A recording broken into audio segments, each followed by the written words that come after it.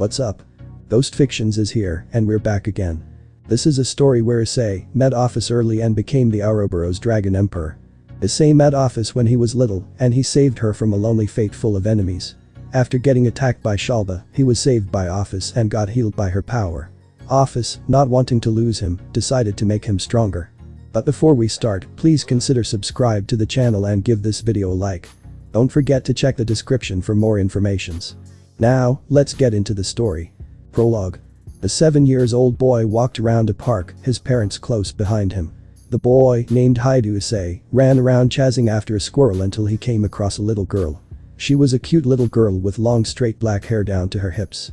Her dark gray eyes looked dull and lifeless. She was dressed in a black Lolita dress with a purple ribbon on her back. The most stunning thing about her was her ears. Unlike normal ears, hers had pointed tips like elves. He walked closer and tried to talk to her. Are you here by yourself? The girl remained unmoving, looking at the pond. Issei got in front of her and tried it again. Hello, I'm talking to you. Are you here with your parents or with your friends? The girl looked him in the eyes before slowly opening her mouth. I don't have parents. Or friends. She answered in a monotonous voice, before turning her head away again. What? That's terrible. Aren't you lonely? Issei asked, getting even closer. No, I was alone from the beginning. I don't know what loneliness is. You were alone from the beginning. That's just. Hey, why don't we become friends? The boy said, smiling brightly. The blackhead only tilted her head in confusion. Come, let's play. Issei took the hand of the girl and walked off with her. She looked at the boy, thinking he was a weird human. He was 7 years old and had short brown hair. His eyes were a light brown with a gentle and innocent look in them. This boy is strange.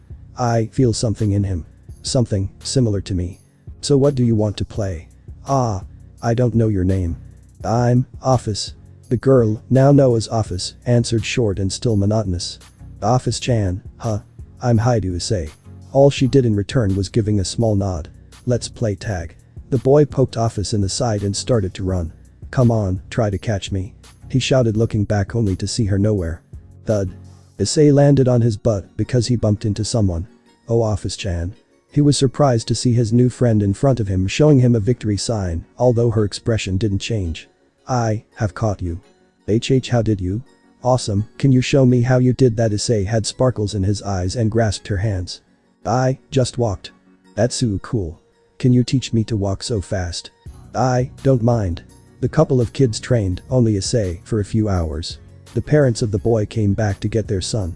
Since Issei found someone to play with, his parents decided to go to a nearby cafe. Issei, it's time to go home. You can come back tomorrow. The boy remembered something his friend told him and walked over to the girl. Ophis-chan, you said you were all alone, right? Yes. Then how about you live with us? The girl didn't know how to answer. She never expected that there was a human who would want her to be around. You don't want to? The boy looked at her with puppy eyes. Ophis didn't understand emotions, but she didn't like seeing Issei like that. I don't mind. Issei smiled and immediately took her hand, walking hand in hand to his parents. It took him 50 minutes to convince them to let Ophis stay with them, but they agreed anyway. Issei, dinner will be ready in half an hour. Tell Ophis-chan to take a bath before you. His mother told him this from the kitchen. Ophis-chan, mom said you should take a bath first. Issei walked up to the girl, who sat on his bed in a Caesar position. All the girl did was tilting her head. What's wrong? Come, I will show you where the bathroom is. The boy grabbed the girl by her arm and guided her through the house. So, here we are. Mom will bring you a towel later so you can go in. He turned around to leave, but was unable to move. He looked back to see the black-haired girl holding his shirt with her left hand. Ophis-chan. Issei was worried about her odd behavior. Issei, what is a bath? The two of them stood there silently staring at each other. A bath is something you do to clean yourself. The girl looked at him and tilted her head. I don't know how. Can you teach me, Issei? The boy, with a bright red face, ran to his mother with Ophis close behind him. Mom. The boy was embarrassed and had a crimson red face. What's wrong, Issei? I thought Ophis-chan was already in the bath. About that. Oh, Ophis-chan said she doesn't know what to do. His face got even redder, if that was even possible, and his mother looked a little shocked and unsure what to do. Sigh, I guess it can't be helped. Issei, just go in with her, but don't make a mess in there. She turned around to give him a few towels and walked away to resume cooking. Issei shouted, quickly turning around to see his mother walking away. Mom is serious about that. Issei, will take a bath with me? Ophis asked him without changing her expression. There is no way that you would do something that embarrassing, right? Issei asked her, getting a bad feeling. Embarrassing? I don't quite understand. Let's take a bath together. Ophis said, dragging Issei with her. Why is she so strong? She's dragging me behind her with a single hand. Issei shouted in his mind, unable to break free. 30 minutes passed and Issei and Ophis came out of the bathroom. Ophis looked refreshed and even had a slight smile on her face. Issei, on the other hand, looked like he barely made it out alive. They both walked into the living room in pajamas, sitting down on a table. What's wrong, Issei? You look awfully exhausted. His father asked him, fixing his glasses. It's nothing. The brown-haired boy said, looking at his plate. Is that so? Mr. Haidu sweat dropped at the half-hearted answer of his son. Ophis-chan, do you like it here with us? The girl nodded, while stuffing her face with food. The rest of the dinner was spent in silence, with Issei's parents smiling at the children, Issei slowly getting his energy back and Ophis eating enough for 4 people. The couple of children was now in Issei's room, Issei in his own bed and Ophis in a futon placed besides the bed. Let's play again tomorrow, Ophis-chan. The boy stared at the ceiling. The girl nodded with a smile on her face. It was a shame that Issei couldn't see it. Next day. Issei woke up from the chirping of the birds, rolling to his left side. He hugged his dakimakura tightly and decided to sleep a bit longer. Wait, he didn't have a dakimakura. He opened his eyes to see Ophis in front of him, looking at him. Issei quickly jumped out of the bed, or at least tried it. The girl grabbed his wrist and once again pulled him in a tight embrace. I like being like this. Ophis said it with her eyes closed, rubbing her cheek against Issei's hair. Am I imagining things, or is Ophis-chan getting more and more clingy? Well, it's a good thing if she's happy, but her expression is the same as ever. Issei thought to himself and closed his eyes. Another 20 minutes passed with the two of them hugging each other. Issei, Ophis-chan, breakfast is ready. Mrs. Haidu called the 2 children from below, slowly walking up the stairs. She opened the door and spotted the couple on the bed of her son. Oh my, looks like you two really like each other. To become this close to each other in only 1 day. She walked up to them and lightly shook Issei's shoulder. Wash your face and come down. You too, Ophis-chan. The mother left and made her way down. Let's go. Issei wanted to stand up but was pulled down again by Ophis. Oh Ophis-chan, if we don't go up, we won't get anything to eat. The girl shot up after hearing the word eat and run to the bathroom. Issei, we need to wash our faces. She took the doorknob in one hand and the hand of the boy in the other. Her eyes have sparkles in them. Just how much does she like food? Good morning, Issei, Ophis-chan. Did you sleep well? Mr. Haidu asked the couple once they entered the living room. Yeah, I slept like a stone. The boy answered, but the blackhead tilted her head. I don't need to sleep. All 3 Haidus looked shocked about the statement and the mother of the house crouched down to look the girl in the eyes. That's bad. You should properly sleep. Mrs. Haidu tried to lecture her, but it didn't went well. I don't need to rest. The woman was troubled about the stubbornness of Ophis, but didn't want to give up. No. You mustn't be awake all time. If you don't rest like a good girl, then you're not allowed to hug Issei in his sleep. The brown-haired woman said this, resulting in a bright red face from her son, a frown from the blackhead and her husband raising his eyebrow. Should I ask about the last part? Well, I don't see any harm by her cuddling with Issei. Ophis was deep in thoughts, thinking about the reason why she didn't like the idea of being banned from hugging him. That would be a problem. She'll sleep. Good girl. Issei's mother patted the girl on the head. Now, let's eat. Itadakimasu. All of them began eating at the same time. Park. Pant why are you looking like nothing happened when we ran around for hours straight, Ophis-chan? Issei asked her, trying to catch his breath. I have infinite power. This is nothing. The girl stated it like it was nothing. Issei wanted to retort, but someone interrupted him. And we would like to have this infinite power. A handsome man dressed in black armor with a cape walked up to them. He had long brown hair that goes to his hips with many bangs covering his right eye. Devil. Was the only word Ophis gave him as an answer. Yes, that's right. But I'm no ordinary devil. I am the descendant of the great Mau Beelzebub. My name is Shalba Beelzebub. The man exclaimed it while spreading his arms to his sides. Issei walked in front of Ophis and shouted. Who are you? And what do you want from Ophis-chan? Shalba looked down like he only now registered his existence. Don't talk to me, you fly-the human. Shalba waved his left hand and Issei's abdomen was pierced by a beam of light. The boy coughed blood up and collapsed onto the ground. Issei. Ophis tried to run up to her friend but was stopped by the devil who stepped in front of the boy. Now that the nuisance is out of the way, let's go. The man grabbed the wrist of the girl and a strange glowing circle appeared under them. Issei. The blackhead broke free and made her way to the boy. Issei. She shook him, but the blood flowed out of the wound like a waterfall. How annoying, I guess I should just pulverize him. Ophis turned her head around and glared at him. The devil took a few steps back, even he wouldn't want to fight against someone like the infinite dragon god. Oh Ophis-chan, he is here for you. Get away. From here. The boy had lifeless eyes, and his body got colder by the second, but he's still worried about the blackhead. Boy, why are you so worried about that thing? The man looked at the almost corpse of the boy. Did you just? Called Ophis-chan. A thing? He had no energy, but managed to glare at Shalba. Of course, because that's what it is. The Ouroboros dragon god, it's ageless and genderless, but if you look at it from another point of view, then it's nothing more than a giant mass of energy. So, how is it not a thing? Ophis got nervous, even gods feared her. So it wouldn't be strange for Issei to be afraid of her. But even she didn't expect that kind of response.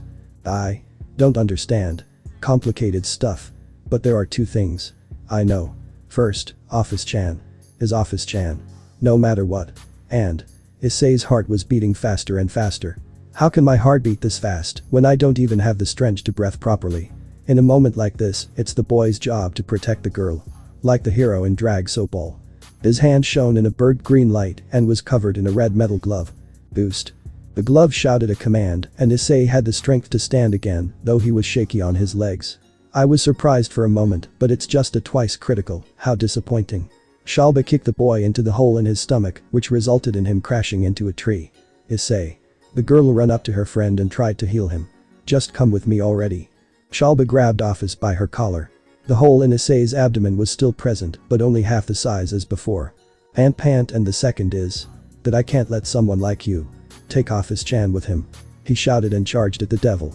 Dragon booster. The glove shouted again, changing into a gauntlet that covers his whole left forearm. What? Shalba was surprised and let go of the dragon god. It wasn't a twice critical, but one of the 13 longinus. Issei was now in front of him and struck him into the stomach. HMPH, don't think that this even tickled. He once again tried to kick him, but Issei managed to dodge. Boost. Even if you power up like this, someone like you will never stand a chance against me, a true Mao. The man was too distracted by Issei, so he didn't notice the ball of pitch black energy coming his way. Arg. His arm was engulfed by the energy and disappeared. I shall erase you. Even Issei was scared of Ophis, with the cold stare she gave the devil. It can't be helped. I will retreat for now. A magic circle appeared beneath him, and he disappeared a second before another ball could hit him. The Ouroboros dragon made her way to the boy, put her hands over the wound and started healing him. Ophis-chan, you're incredible. To beat him so easily. Issei made a weak smile and put his hand, still in the gauntlet, on her head. He started to pat her until he was finally completely healed. Reset. The new sound came from his left arm, and he lost all strength, collapsing into Ophis' arms. She lifted him up and walked away, carrying him like a princess. At home. The two children were sitting on Issei's bed. The boy rested his head on the lap of the girl, getting patted. Ophis-chan, do you mind explaining about what happened there? Issei asked her with closed eyes. He was a devil. You may know them from the Bible. And the thing on your arm is a sacred gear, a power given to humans by heaven. She explained it short and without details, but Issei understood it, more or less. He said something about a longi whatever. Longinus, a sacred gear that can kill gods en masse. And I have something that great. The brown head looked at the gauntlet with wide eyes. Boosted gear, it's a sacred gear that has a dragon sealed within. A dragon? Issei had sparkles in his eyes. Wait, didn't that Shalba call you a dragon, too? That's right, Ouroboros dragon, that's me. One of the two strongest existence. She once again showed him the victory sign, at which Issei made a wry smile and scratched his cheek. And the dragon in you is the Welsh dragon, Drake. He is one of the two heavenly dragons. So, Ophis-chan, you said you were one of the two strongest. Then can you please train me? The girl was unsure what to do. It's not like she ever trained someone, so she doesn't know what to do. I can't train you. Issei looked dejected after hearing that. But I can bring you to people that can. Oh really? He shot up from her lap and hugged her after she nodded. Thanks, Ophis-chan. It's okay. Now, let's sleep. You need to rest. Training will start tomorrow, maybe. Okay, good night. He closed his eyes and snuggled into the bed, again being the Dakimakura of the dragon god. Wait, did she say maybe? Next day. Issei woke up early this day, but the most surprising thing was that he had enough strength to free himself from Ophis' death grip. He finished his breakfast fast and took the portion of the girl into his room. He needed to go up and down 5 times. Ophis-chan, please wake up. Your food will get cold. She was almost like Snow White for someone who doesn't need sleep, but instead of waking up by a kiss, she jumped up from the smell of food and grabbed the first plate. So, you said you would introduce me to someone who would train me. Is that someone also a dragon? The dragon answered, still stuffing food in her mouth.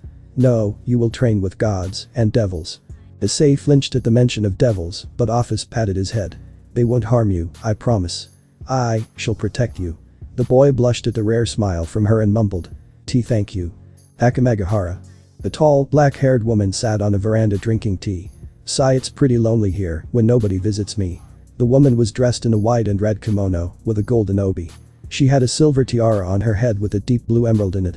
She was the head goddess of the Shinto religion, Amaterasu, but because of that nobody dared to approach her. It got even worse when she once showed herself in, which resulted in the sun hiding itself. The goddess sighed once again, before dropping her tea. What is this pressure? The woman had problems to breathe and saw a girl a few feet from her. Who is that? I can't see her clearly. From behind the girl walked a boy up to her and helped her to sit right again. Wani-chan, are you okay? Does it hurt anywhere? The boy asked her in a worried tone, looking at her with sad eyes. Who is this boy? Why is he unaffected by this enormous power? The girl walked up to the woman and the pressure vanished at once. Shinto-san. Who are you? Amaterasu asked, trying to catch her breath. Ophis. The Ouroboros dragon once again had her habit to avoid speaking too much. The Ouroboros DT dragon. Why are you here? Amaterasu tried to back away, taking Issei with her subconsciously. First. Ophis said it, pointing at the breasts of the Shinto god. Don't suffocate, Issei. Said goddess looked down to see her pressing the head of the boy into her chest. Sorry. She let go of Issei, who had a bright red face. How innocent. Cute. Ophis' eyebrow twitched in annoyance. Second, I want you to train him. The goddess turned her head from Ophis to the boy and concentrated. Now that I look more clearly, his body is not purely human, but why? If he had a sacred gear it would explain his soul, but not his body. She once again faced the dragon god. Who is this boy? Amaterasu asked her, patting the head of the boy. Sekiruite. The goddess gasped at it and Issei tilted his head. Wani-chan, what's wrong? Issei gripped the sleeve of the kimono and looked at her with puppy eyes. So cute. Amaterasu blushed slightly and pulled him into a hug. Don't worry, Ouroboros. I will take good care of him. Ophis pulled Issei out of her bear hug and hugged him herself. Good, I shall bring him to you another day. The Shinto sun pouted at the possessiveness of the dragon, but let it go, she was still afraid of her strength.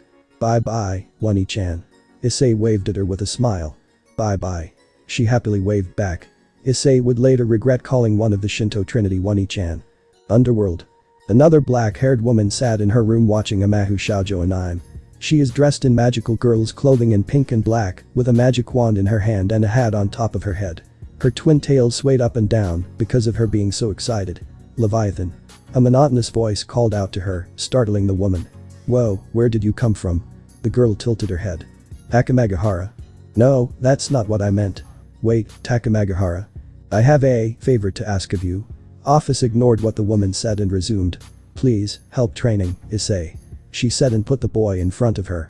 Whoa, a mahou shoujo. Issei said in awe, resulting in sparkles in Seraphol's eyes. That's right. I, Seraphol Leviathan, am the mahou shoujo of the underworld, Miracle Leviathan. Leviathan. Stuck her tongue out and winked at him. So, about my favor. The dragon didn't like the fact that she was ignored. Sorry. You want me to train this boy? Why? Ophis looked down to Issei and pulled him a bit closer. Beelzebub could come. For revenge. Bakuja-chan. Seraphol was surprised to hear the title of her friend, but the girl shook her head. No, not him. What do you? The devil took a moment before she realized what she meant. Okay, I will help, but I can only do basic training and teach him ice magic. That's good enough. Everything is okay then. Seraphol once again winked at Issei.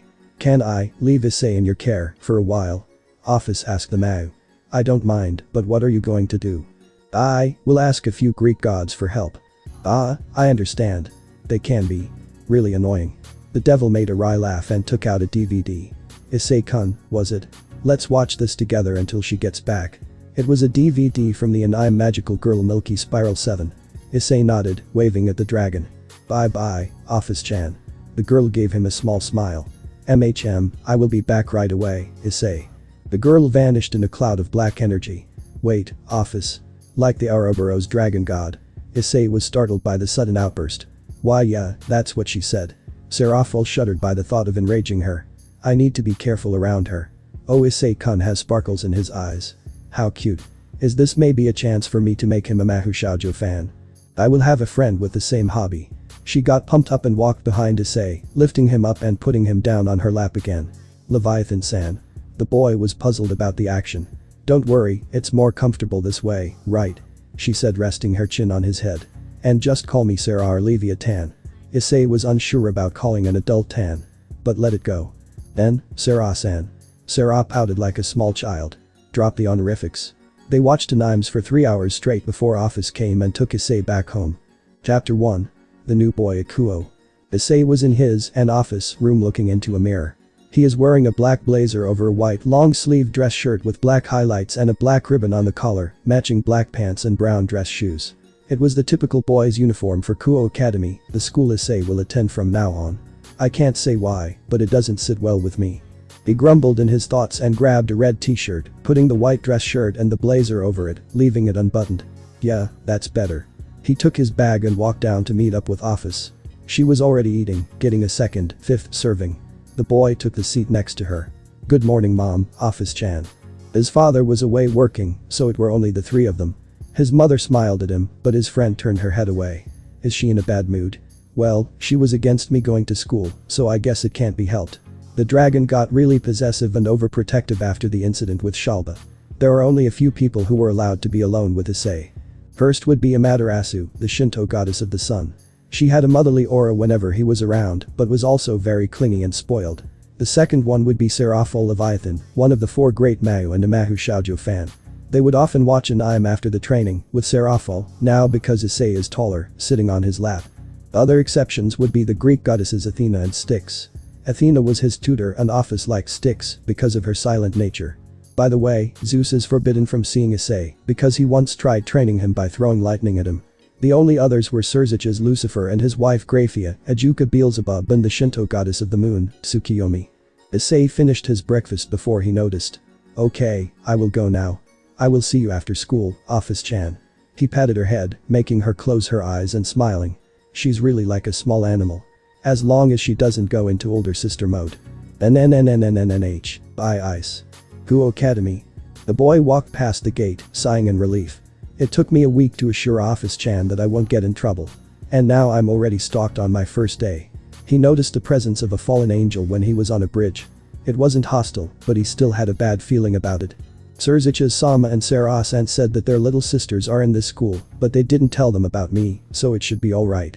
Issei was now in front of his classroom, waiting for his teacher to call him. Hey, I know this is a bit sudden, but we will have 2 new classmates. Come in. Issei opened the door and stepped in. Wait, 2. Pleased to meet you, my name is Haidu Issei. He said and gave a polite bow. Pleased to meet you, my name is Amano Yuma. He looked to his left side to see the fallen angel he felt before. She was a young, attractive woman around the same age as Issei with long black hair down to her hips and violet eyes. She wore the typical uniform for girls, which consists of a white long-sleeved button-down shirt with a black ribbon on her shirt collar, worn under a black shoulder cape, and a matching button-down corset, a magenta skirt with white accents, and brown dress shoes over white crew-length socks. Wow, she looks like a model. Man, she's hot.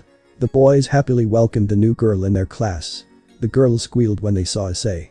He's a new prince. Look at his eyes, they are so innocent. He's like a little child. Prince. Issei sweat dropped at the comments and took his seat. He was sitting between a bald boy and a boy with glasses. Hey, Haidu-kun. What is your favorite part of a woman? Glasses asked him with a perverted grin on his face. Ice tilted his head. My favorite part? What do you mean? The perverted duo wanted to answer him, but the girls dragged them up and started to beat them up. Don't infect Haidu-kun with your pervert disease. He thought that he shouldn't get involved with them and concentrated on the lessons. He remembered the training he did with Amaterasu. She taught him fire manipulation and how to use her black flames. He can even recover energy in the sunlight, although only very slowly. She was almost as overprotective as Ophis, but she was way more spoiled. Issei is now 17, and she still insists that he calls her One-chan or at least Amani-chan. He shook his head and turned his attention back to the blackboard. After school. The boy walked out of his classroom until he heard his name. Haidu-kun. The female transfer student walked over to him, waving her hand. Amano-san, right. Can I help you somehow? Said girl stopped in front of him, blushing and playing with her fingers. Hey, are you seeing someone at the moment? Amano blushed even more. Seeing someone? Ice was confused by the question, since he mostly trained or learned and never had a relationship with a girl. No, I don't. Amano's face lighted up immediately and she grabbed his hand. Is that so? Thank goodness, sorry. She let go of the hands. If that's so, would you please go out with me? Bowing down, she asked him. I don't mind. Issei was still unsure what to do. Really? Great, then can we meet this Sunday at the station? They exchanged phone number via infrared and Yuma ran away as soon as they did that. She's a strange one. Issei's room. Ophis was playing a video game, eating snacks every now and then. The Haidu residence was a large 6-story house with 3 large basements. Serzich's Lucifer made the reconstruction, saying that it will be necessary in the future. Issei walked into a room on the 2nd floor, spotting a girl sitting on his bed. Ophis-chan, I know you like it in here, but your room is exactly the same. He put his school bag down and laid down next to the girl. Ice, play with me. Ophis handed him a controller. Yeah, but don't forget that Stick-san will come later. The goddess liked to say, because he is not afraid of her. He even hugged her in his sleep, which resulted in Ophis not letting him go for 5 hours. Don't worry, I won't forget it. She pouted and sat down on his lap as soon as he rose up. The Cult Research Club. Butcho, is something wrong? A girl with a buxom figure around 1 year older than Issei with very long black hair and violet eyes asked. Her hair is tied in a long ponytail, reaching all the way down to her legs, with 2 strands sticking out from the top and sloping backwards, with an orange ribbon keeping it in place. Ah, Akeno. No, I was just lost in thoughts. A beautiful young woman who appears to be in her late teens with white skin, blue eyes and a buxom figure answered. Her most distinctive feature is her long beautiful crimson hair that reaches down to her thighs, with a single hair strand sticking out from the top. Her hair also has loose bangs covering her forehead and side bangs framing her face. The boy who transferred into the 2nd year today, do you know something about him? Akeno served the Reed a cup of tea, tilting her head at the question. Riaz, are you this interested in our Kohai? All I know is his name, Haidu Issei-kun. Riaz put a chess piece on the board that was on the table. Who knows? Checkmate, I will take a shower. She walked off to the shower inside the clubroom, starting to undress on the way. And here I thought I made the problem more difficult this time. Akamegahara. 10 years ago. Issei was watching one of his 2 teachers, Tsukiyomi, drawing a complex structure made out of 6 magic circles connected into a hexagon form onto the ground. The structure glowed in a light blue and silver shine once the goddess stood in the middle of the completed magic formula. Issei-kun, watch closely. This is one of my strongest barriers, 6-fold moon prison. In about 6 or 7 years you will be able to use this. I want you to read the flow of the energy. She said it and light pillars showed up from the ground. The gate between the pillars was closed up by a wall of 2 layers of energy. The walls looked like they were made out of crystals, shining in blue, silver and purple. And Issei-kun, what do you say? She turned around to see the boy looking at her with wide eyes. Beautiful. You're sparkling and shining. Tsukiyomi blushed at the comment from the little boy but tried to cover it up. So, what do you say? The boy tilted his head. It looks really strong, but doesn't it take too long to prepare it? The goddess was surprised at the sound argument of her pupil. He's a lot smarter than I thought. The barrier dissolved and his tutor walked out of it to pat his head. That's right, Issei-kun. It's used to defend something, but you need to set it up first. You normally use it to guard a shrine or fortress. Issei closed his eyes, thinking and enjoying the patting. Tsukiyomi-sama, do you use it to defend your shrine? Yeah, that's right. But I'm using an even more complex version, since humans and other beings with my permission need to be able to get into the shrine's ground. Wow, Tsukiyomi-sama is awesome. The goddess again blushed at the sudden praise and was glad he couldn't see her face. But I'm still better. Tsukiyomi's face hardened as soon as she heard the voice. Wani-sama, what business do you have with me? Amaterasu walked over to them, her smile never leaving her face. Don't be like that. I just came to get ice. So, Ice, come here. Amaterasu crouched down, lured the boy to her. The goddess of the moon grabbed him from behind and pulled him closer. Issei-kun is training with me for the whole day, Wani-sama.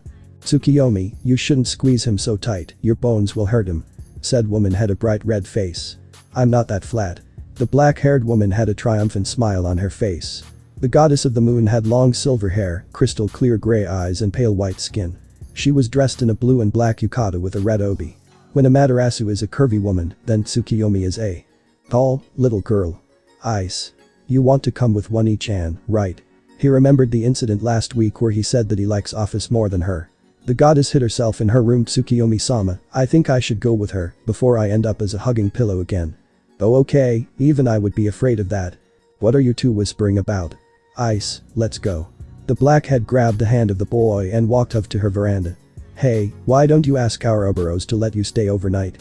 She asked him, handing him a cup of tea. So I'm still going to end up as her Kimakura.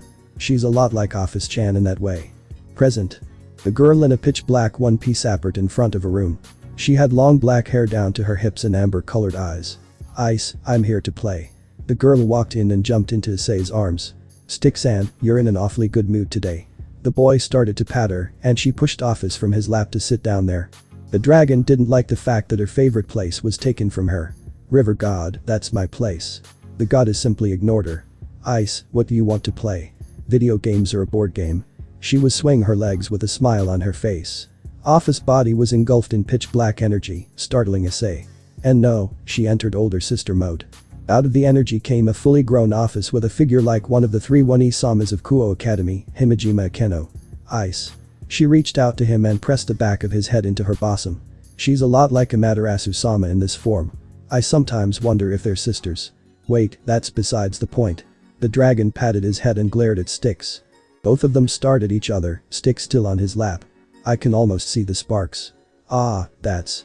His table glowed in a crimson light. Oh Ophis, the table, the table. They stopped their catfight and looked over to the light. Lucifer, what could he want? The light faded and the image of a man with crimson hair stood on top of the table. You're as popular as ever, Ice-kun. The man gave him an amused smile. Serziches-sama, is something wrong? It's rare for you to suddenly call us. The man looked to the side avoiding eye contact. Well, I wanted to ask whenever you already met my little sister or not. No, but I heard about her in school. She is one of the 3 One-Isamas and the president of the Occult Research Club. As expected of my little sister. So, could you do me a favor? A favor? The boy tilted his head and the two women narrowed their gazes. I originally wanted you to join her peerage, but I guess I can forget that after that incident. So could you please help her train them, if she asks you? Underworld. 7 years ago. Issei was inside Seraphol's room, sleeping after training and another an marathon. He rolled to his left, so that he is now on his back. Feeling cold, he wakes up to see the Mayu standing in front of him, spreading her arms. He looked down to see several chess pieces put on his chest. Oh, Ice-chan, you woke up. Don't worry, I will finish this real quick. She said it cheerfully, giving him a wink. No, Sarah-san, what are you doing to me? Aren't this evil pieces? The girl was as carefree as ever. Yeah, I wanted you in my peerage. Seraphol's smile suddenly faded when she felt a wave of killing intent. She slowly turned around. Oh Ophis-chan, WWYRYYUH here. The Mayu, the only one who calls the dragon-chan aside from Issei, had cold sweat all over her body. Issei always sleeps with me, so I came to sleep together. Ophis made an innocent statement with the most scary expression the other two ever saw. Issei gathered his courage and moved forward. All of the killing intent vanished as soon as Issei put his hand on top of her head. Memo to myself, always have Ice-chan around or I could die. Present. I don't mind helping her, but you said she doesn't know me, right? The Redeed made a smile at the comment. Ah, you don't need to worry about that. I think that you have a great appeal to supernatural beings, especially female ones. Styx made a wry smile, while Ophis once again pulled him to her. Well, I don't want to disturb your time with the two of them. See you some other time, Ice-kun. He said and faded away. Since he is away now, let's play Ice. The Greek handed him a controller to play the game Ophis was playing before. The dragon god took the controller out of her hand and put her hands around the boy. I will play with him. They started another catfight, rolling around on his bed. Please get along already. The complaints of the boy were unheard. Next day. Issei only slept for 3 hours since the other two wouldn't stop their fighting. He walked into his classroom and searched for a certain blackhead. Where is Amano-san? Maybe she's late. But to be late on her second day. The boy sat down and let a tired sigh out when it suddenly got black. Who am I? A girl said it in a cheerful voice. Why are you so happy, Amano-san? Call me Yuma. And of course I'm happy, we're having a date at Sunday, remember? Yeah, I know. Issei tilted his head. Is that really a reason to be so happy? I will ask Sarah-san what you do on a date later. Yuma wanted to say something, but the homeroom teacher entered the classroom. Okay, take your seats. He didn't pay attention, since he already knew most of it. Having a Greek goddess of knowledge as a tutor is really an advantage. The bell rang and Yuma walked over to Issei, but someone was faster and called him before she had the chance to talk to him. Nice to meet you, hi to Issei-kun. I'm Kibayudo and I was asked by Butcho to bring you to the club. A handsome young man with short blonde hair, gray eyes and a mole under his left eye, made a polite smile. Nobody wants you around, you annoying devil. Don't interrupt my time with Issei-kun. The fallen angel glared at him, but he completely ignored it. Yeah, it's nice to meet you. Do you want me to go now? Issei, having noticed that Kiba is a devil, was sure to answer the call. I think I saw the Gremory crest faintly when he reached out to shake my hand. So that means I will meet Ria's Gremory senpai. No, I just wanted to inform you that I'm going to get you after school. Is that alright? Yeah, I don't mind. The two boys smiled at each other and Kiba left. But Issei didn't get a moment for himself. Issei-kun, let's eat together. His girlfriend held a big bento in her hand and ran over to him. The boy looked confused about the size, but decided to not point it out. She slammed the box down and unfolded the 3 smaller boxes onto the table. Now, say ah. Yuma moved a slice of pork near his mouth. She can't be serious. Getting feed is really embarrassing. He remembered an incident 8 years ago when Ophis saw a couple feeding each other. She would mimic most of the activities from couples. Even now, she insists on feeding him sometimes. Come on, say ah. The girl made a cute pout and shoved the food closer to his face. Ah. Issei could feel the glares from his classmates, envious ones from the girls and hateful ones from the males. Eat more, you need it. After school. Like promised, Kiba met Issei after the last lesson ended to take him to the clubroom. He knocked onto the door twice. Butcho, I brought Haidu-kun. He said as he entered. Thank you Udo. Issei entered the room after him, but he could hear the sound of a shower. A shower in a clubroom? And why would she use it now, when she's the one who called me? She's definitely Surzich's Sama's little sister. A woman with black hair, tied in a ponytail, handed the woman in the shower a towel. Thank you Akeno. Sorry to make you wait Haidu Issei-kun. After 5 minutes of drying and dressing, Ria sat down onto the couch. I don't mind. So Gremory senpai, why did you call me? She had an amused smile on her face. Say Issei-kun, do you believe in the existence of supernatural beings? Yeah, I do. He took a step back. I have a bad feeling about this. Hop hop hop hop.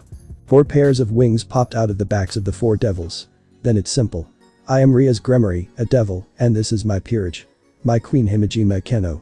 She pointed to the girl with the ponytail, who bowed in return. My rook, Taoju Kaneko. Kaneko is a petite girl around 15 years with white hair and hazel eyes. The front of her hair has 2 long bangs going past her shoulders and several loose bangs hanging over her forehead, while the back has a short bob cut.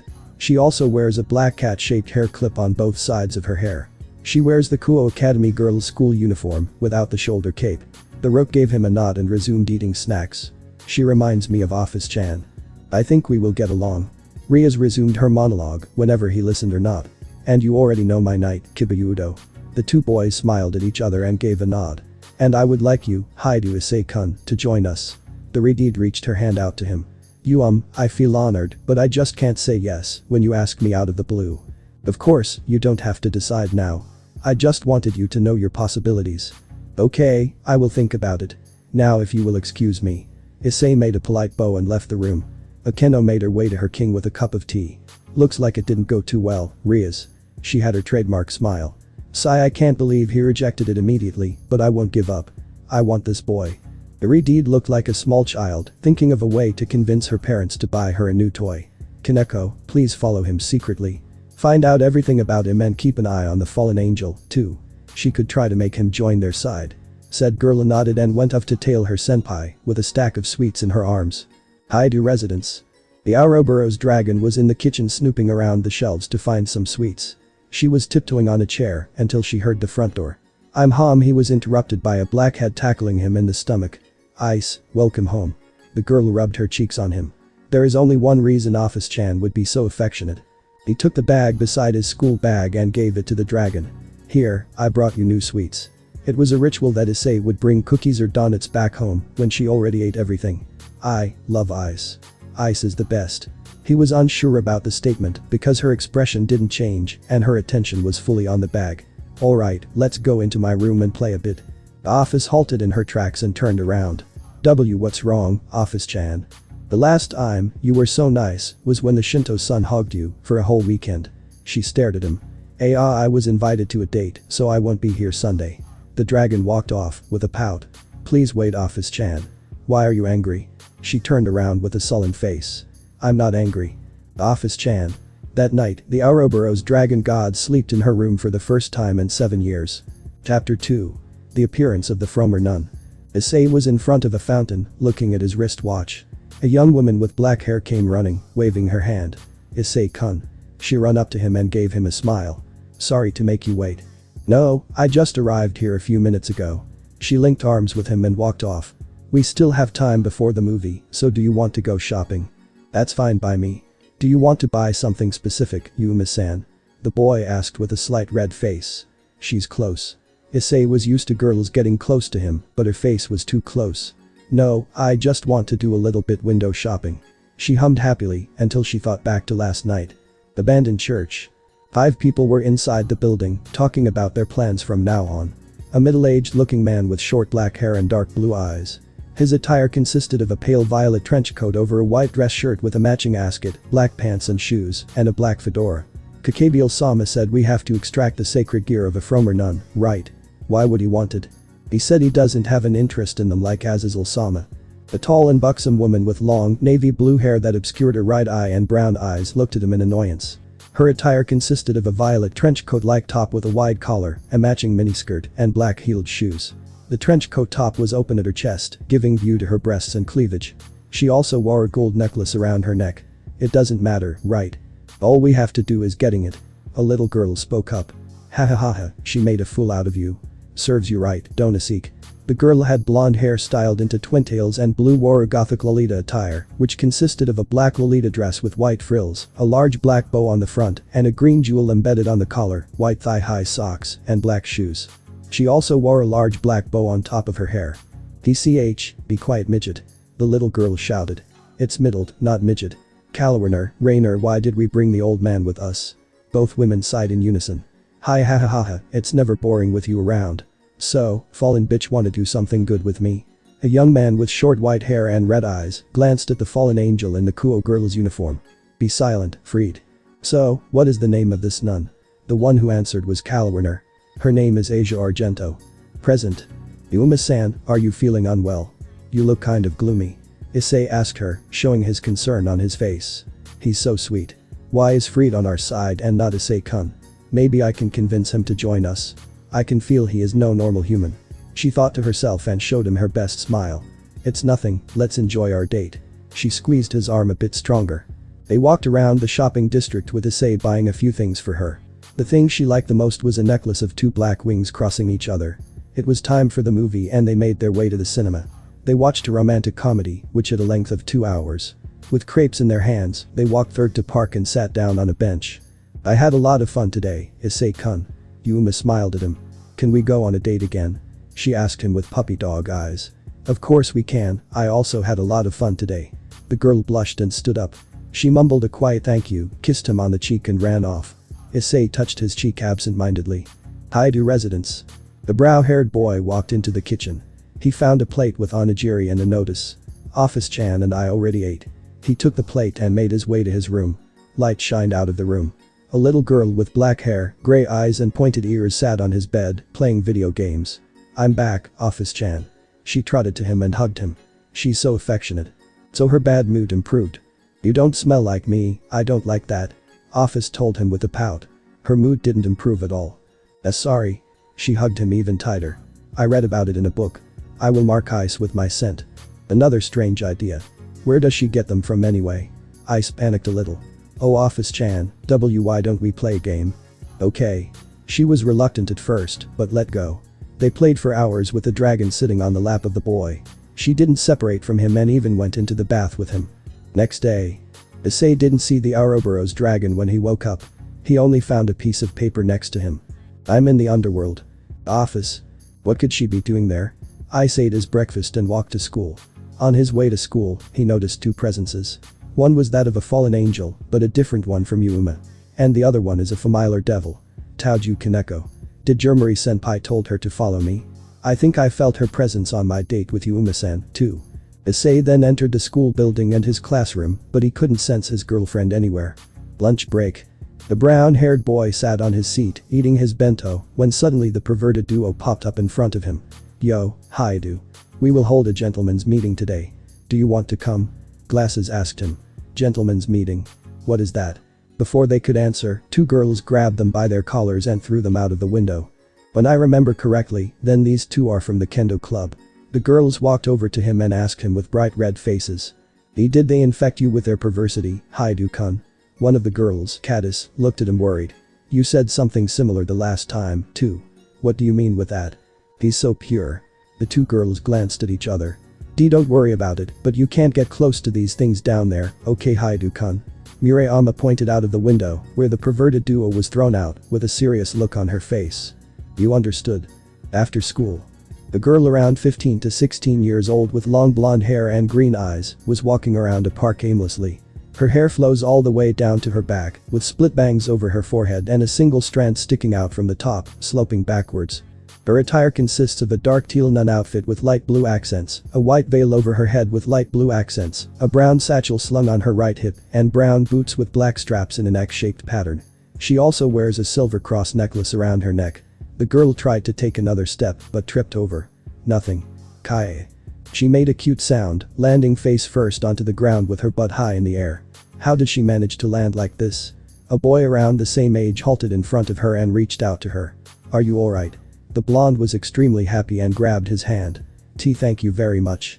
Ah, finally someone I can talk with. Issei looked at her again. Someone she can talk with. Now that I take a closer look, she seems like a foreigner. Thanks God, I have the charm from Athena-sama. He touched a ring engraved with a lot of runes, hanging around his neck. Ah, let me help you with your luggage. The girl saw that her clothes were scattered around and panicked a little. Thank you very much. She even blushed a little. They put away her belongings and the girl bowed down. Again, thank you very much. My name is Asia Argento, please call me Asia. Pleased to meet you. I'm Haidu Issei, just call me Ice. He didn't know why, but he was drawn to this girl. By the way, why are you here with a suitcase? I was appointed to the church in this town. The church? There is only one in this town. I can take you there if you want. Asia once again smiled and bowed down. Really, thank you, Ai-san. She's saying that a lot. Issei took her hand and walked off. Abandoned church. Rainer was sitting on a window ledge and looked outside. This nun sure is late. Huh? Issei-kun. Why is he here? The person next to him. It can't be, the nun. The fallen angel panicked at the sight, but her face hardened when she heard the voice of a man behind her. So that's Asia Argento. Hey, isn't the brat next to her the boy Rainer is fooling around with? Two other women entered the room. He's quite cute. The first one was a little girl. I thought you like carefree guys like Azazel-sama. The second one was a buxom woman. He is carefree in his own way. Wait, forget what I said. What is he doing here? Yuma shouted with a bright red face. Calm down, he probably just showed her the way. Huh? I thought she can't speak Japanese. Well, whatever. The man started talking to himself. Issei and Asia were still walking hand in hand. He heard about the story of the girl next to him. There was once a girl who was abandoned by her parents and found in front of a church. When she was older it was discovered that she had the power to heal others, so she was brought to the church in the Vatican. She was praised as a holy maiden, and everyone looked up to her. But the girl was lonely, nobody wanted to be close to her. After all, humans feared things they don't understand. Although she was lonely, she was still satisfied with it, she had the love of God, and that was enough. But her life like that ended soon. She came across a wounded devil, even though she knew she shouldn't do it, she still healed him. Unfortunately, a member of the church saw it. The girl was labeled a heretic and lost her only home. Asia had teary eyes while telling this story. Issei wanted to say something, but was interrupted. We're here. Oh, you're right. He saw a rundown building in front of him. She's going to live there. And with fallen angels. If it's okay with you, would you like to come in and drink tea with me? Sorry, but I need to go home.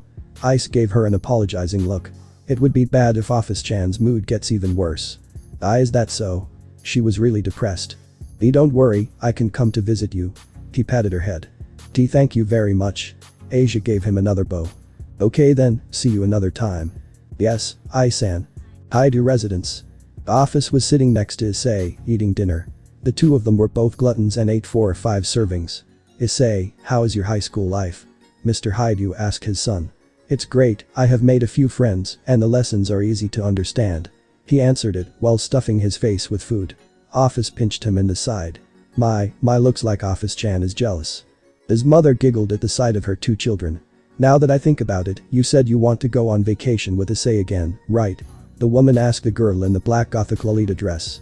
All she did in return was to nod. Surzich's Lucifer used his devil powers to brainwash Issei's parents a bit.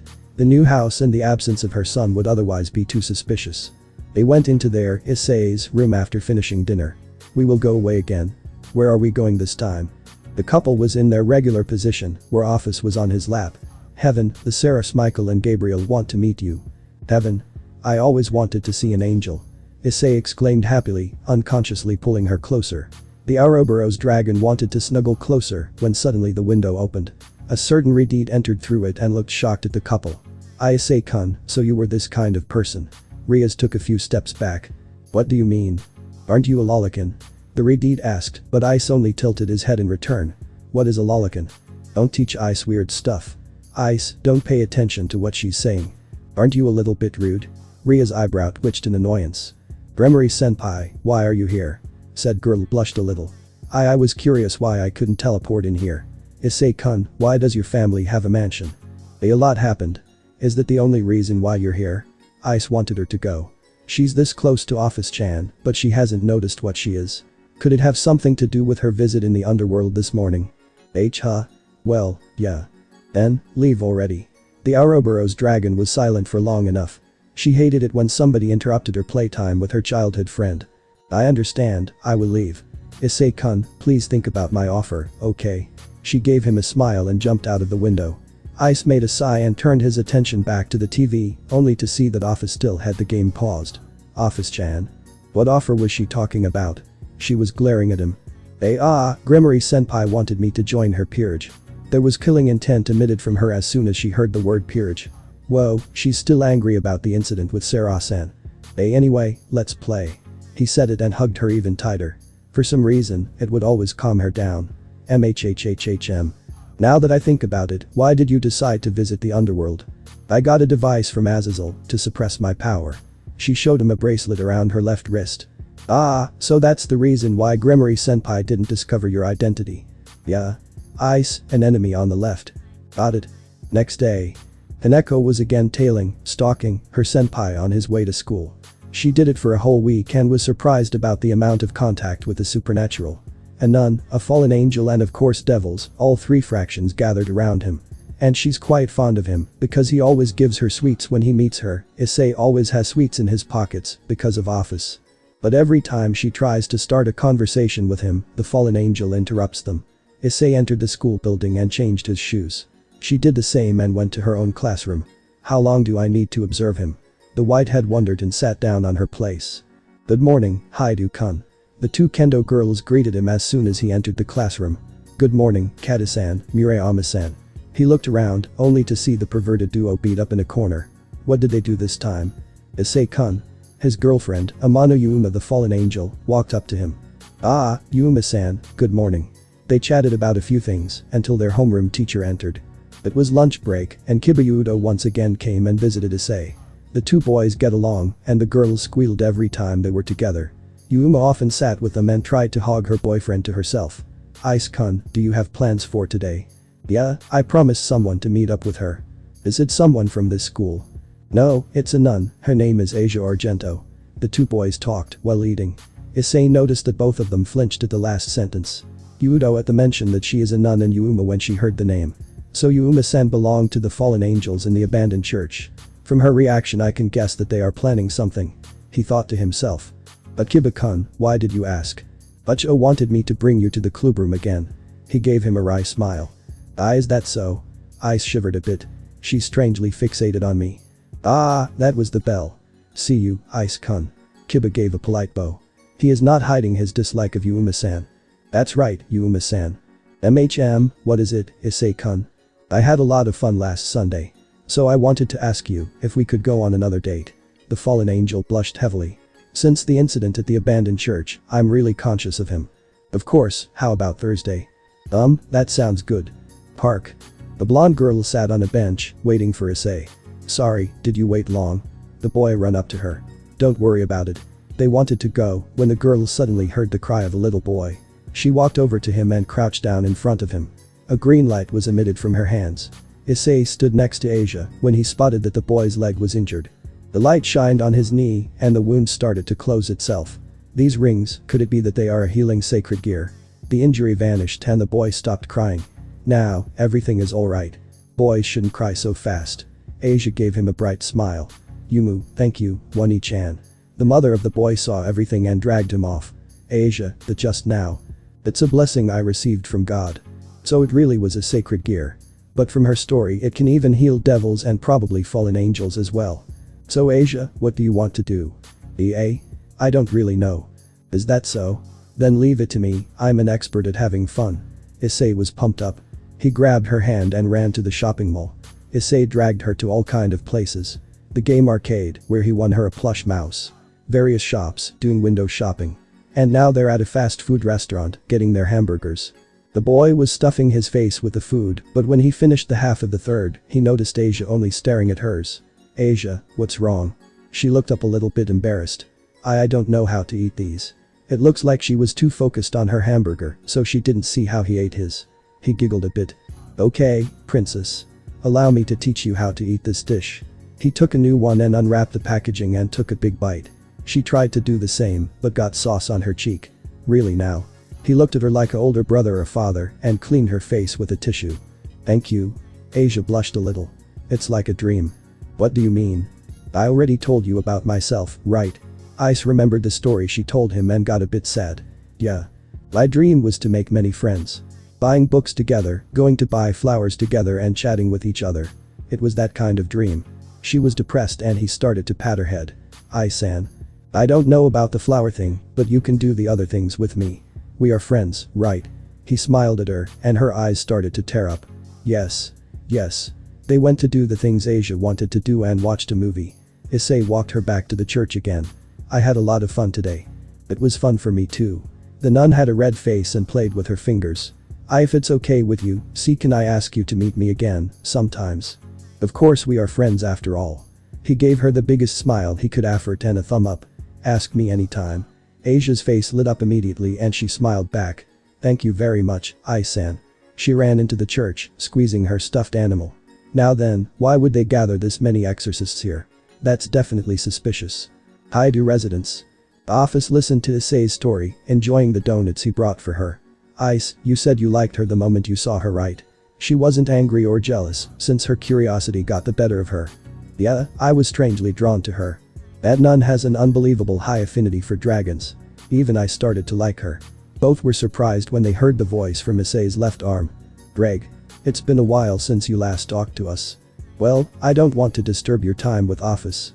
Anyway, Ophis, once you meet her you will understand what we mean. The Welsh dragon said it, while Ice's hand glowed green by each word. Munch munch, is that so? Do you have an idea what they could be planning, Drake? He glanced down on his hand. MMMMHHHH, they're probably after her sacred gear, but I don't have a clue what they could be trying. Is that so? What about you, Ophis-chan? Said Dragon God only shook her head. So neither of you has a clue. What to do, Drake, Ophis-chan, is that? Yeah, it's a barrier. It's not strong, but you should check it out anyway. A barrier in the middle of the town is suspicious. Ice, bring back some sweets. Ophis wasn't worried at all, which made him wonder where the overprotective side of her was right now. Well, it's a very sloppy barrier, so it's no wonder. Issei left the house and started to run to the house. He used a few shortcuts through back streets and climbed a house to jump from roof to roof. It doesn't look like it was made out of demonic power. Could it be from one of the exorcists? He jumped down and landed in front of an ordinary house. When he stretched out his hand. BBZZZZZZ, BBZZZZZZZZ. Sparks appeared between his hand and the air. This is the right one. Okay, let's go. He pulled his left arm back and it was engulfed in a red light. Boost. Chapter 3. The Wrath of a Dragon. House of the Gremory Client. Boost. The shout of the metal gauntlet pierced the silence of the night. A teenage boy with chocolate brown hair punched the air in front of him, shattering the invisible dome in front of him like glass. This barrier was pretty weak. Maybe the caster didn't have enough time. It felt strangely incomplete. You could be right, Drake. Ugh. This smell. Blood. Ice thought to himself as he entered the building. It was a normal house without anything special, well besides the barrier. He saw light at one of the rooms and entered it, trying to avoid the puddle of blood on the floor. After looking up he felt his stomach ask him whenever he wanted to see his dinner again or not. If Ophis-chan hadn't taken me to fight stray devils I might have really vomited. On the wall was a corpse that has been cut viciously with screws through the limbs, making it look like a cross that's upside down. That's seriously bad. To have a person in this town that can do something like that. Wait, that's… Issei walked to one of the tables and took a leaflet that was on it. Your wish will be granted, huh? It doesn't look like it, but this symbol. Looks like Gremory-senpai doesn't have luck with exorcists. He made his way upstairs because he felt 3 presences there. He stopped in front of the door from where he can hear something. Hi ha ha ha ha ha. What's wrong, lowly devil-chan? Not so tough anymore. Then, can you finally step aside? I want to have a bit fun with a big-breasted girl over there before I slice her up good.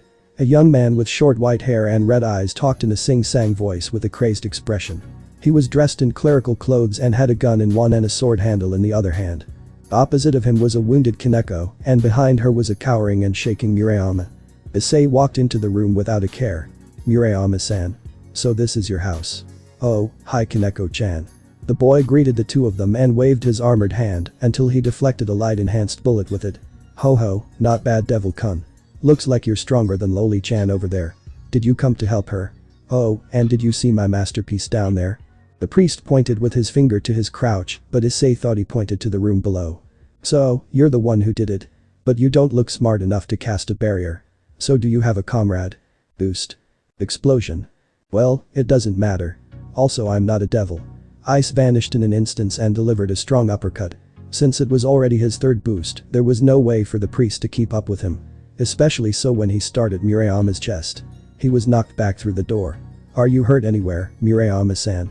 Said girl looked at him with teary eyes. Haidu-kun, what's happening here? He came in and stormed at my father and when I ran into my room he came after me. If Taoju-chan hadn't come to help. I don't even want to think about it. Ice walked over to her and rubbed her back while hugging her. Alright, everything is going to be okay from here on. So, Kaneko-chan was her father your client for today? Yes. They made the barrier after I entered. Okay, let's. The trio heard a scream from downstairs so they're on down. They could see a blonde nun that looked horrified at the sight of the corpse. Asia. The blonde looked at the boy who called her. Ice-san. Although she still looks ill her expression got a lot better after spotting her only friend here. Are you the one who made the barrier? Asia only nodded. That's right, I forgot that you are still a newbie at this Asia-chan. Look closely, because that's our job. The priest from before made his way to them, rubbing his chin with the hand he held his gun previously. Father Freed, why would we need to do that? Killing people is wrong. No, Asia-chan. That over there is no human. He relied on devils and gave in to his desires. He stopped being a human when he summoned them. Devils? Then Ai-san is. The girl looked over to the group with wide eyes. Yes, the boy and the little girl over there are devils. Issei sighed and Kaneko gained a tick mark when he said little girl. No way. Like I said, I'm not a devil. Ice was once again ignored because a red glowing circle appeared on the ground. Out of it walked the Gremory group. The boosted gear disappeared from his arm as soon as he spotted the circle. Kaneko, are you alright? Ria's Gremory walked in front of the group and looked at her rook. I'm fine. Ai-senpai came before I could be injured. Although her clothes were ripped at a few places her injuries were nothing more than a few bruises. Is that so? That's good, but since when did you start calling him by his first name? The little devil looked away and said nothing. Hello, shitty devils. Could you please not ignore me? Freed was really annoyed at how he was treated like air. It would be the best if I take my leave now. Murayama-san, I think it's the best if you sleep over at my house. The human girl, that was just seriously traumatized, still managed to blush in this situation. She nodded and took Ice's hand in her own before slowly walking to the exit. The devils and Freed didn't notice it until they were already away. Haidu residence. The duo walked through the front gate. Haidu-kun, I never knew you were rich. The girl was nervous about sleeping over at a rich classmate's house and what his parents would be like. We're not rich. Why we have a mansion is a long story, but that's not important right now. Also just call me Ice. He gave her his Prince Charming smile and opened the door for her. They walked in silence until they stood in front of his bedroom. The room to the left is empty so you can use it. This room here is mine so if you need something just come through the left door inside the room. That door connects the two rooms. Murayama walked to her temporary room until she heard the door of Issei's room crash into the wall. A little girl with gray eyes and pointy ears walked up to Issei and snatched the white bag out of his hand. Welcome home. Issei-kun, who is this little girl? The boy was for the first time glad that someone from the school saw his childhood friend. It made lying a lot easier. She is my childhood, Ophis-chan. This is her house, but since we have known each other since we were little and my parents didn't want her to live alone, we decided to move in. Is that so? She didn't look convinced, but let it go. The girl just wanted to go to sleep. Yes, that's how it is. Anyway, good night, Murayama-san. Issei walked into his room with the dragon following him, already eating the snacks. Why yeah, good night, Issei-kun. After closing the door, the duo made their way over to his king-size bed and sat down in the middle of it. Of course, Ophis was sitting on his lap. Ice, what happened? The owner of the house, the father of the girl by the way, was killed by a stray exorcist. He was killed because he summoned a devil of the Gremory household. I knocked the priest away and went away with the girl after the rest of the peerage arrived. The Red Dragon Emperor told her what happened while combing her hair. She's way older than me, so why can't she do things like that herself? At least I don't have to bath with her anymore. That would be too embarrassing. He took Ophis off his lap and went to the door. Well, that's it. I will go brush my teeth, so let's just go to sleep. Next day. Issei and Murayama are walking to school. The human was still confused how his parents weren't surprised when she suddenly came down to eat breakfast with them, and also why they cried when she said she was his classmate. What she doesn't know is that Issei always brings other girls with him. There was Ophis, Kuroka, Styx, Athena, Seraphil and Graphia. And since most of them look like mature women or little children, they started to question their raising methods. So they were really glad that he started to associate with his classmates. While Murayama was still pondering about the two adults, did they reach the school? Is that Haidu-kun?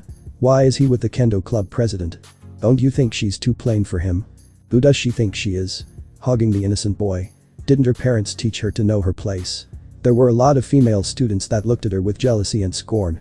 She wanted to say something, but when they mentioned her parents her retorts got stuck in her throat. Even if her knight in shining armor appeared and put his hands over her eyes, she still caught a glimpse of her father. Just the thought of it made her almost vomit. Murayama-san. If you don't feel well you can go back. I will talk to the teacher. And no, I will be alright. The Sekiryu looked at the pale girl a few seconds in silence and sighed. Okay, but if I think you're not in the condition to go to school I will send you back. Even if I have to drag you. Thank you. The duo walked to their classroom to listen to the lectures. After school. Issei was walking through the hallways alone. He said that he still had business in school, so she should go home, Issei's first. After leaving the new school building he walked straight to the old one. Gremory-senpai wants to hear my answer, huh? Well after yesterday it's no wonder, but I really wanted to avoid that for a bit longer. He stood in front of a wooden door with a sign at the site that read Occult Research Club. Sai knock knock. After a bit there was a enter said from behind the door. As soon as he stepped into the room, he noticed that every member of the orc was there.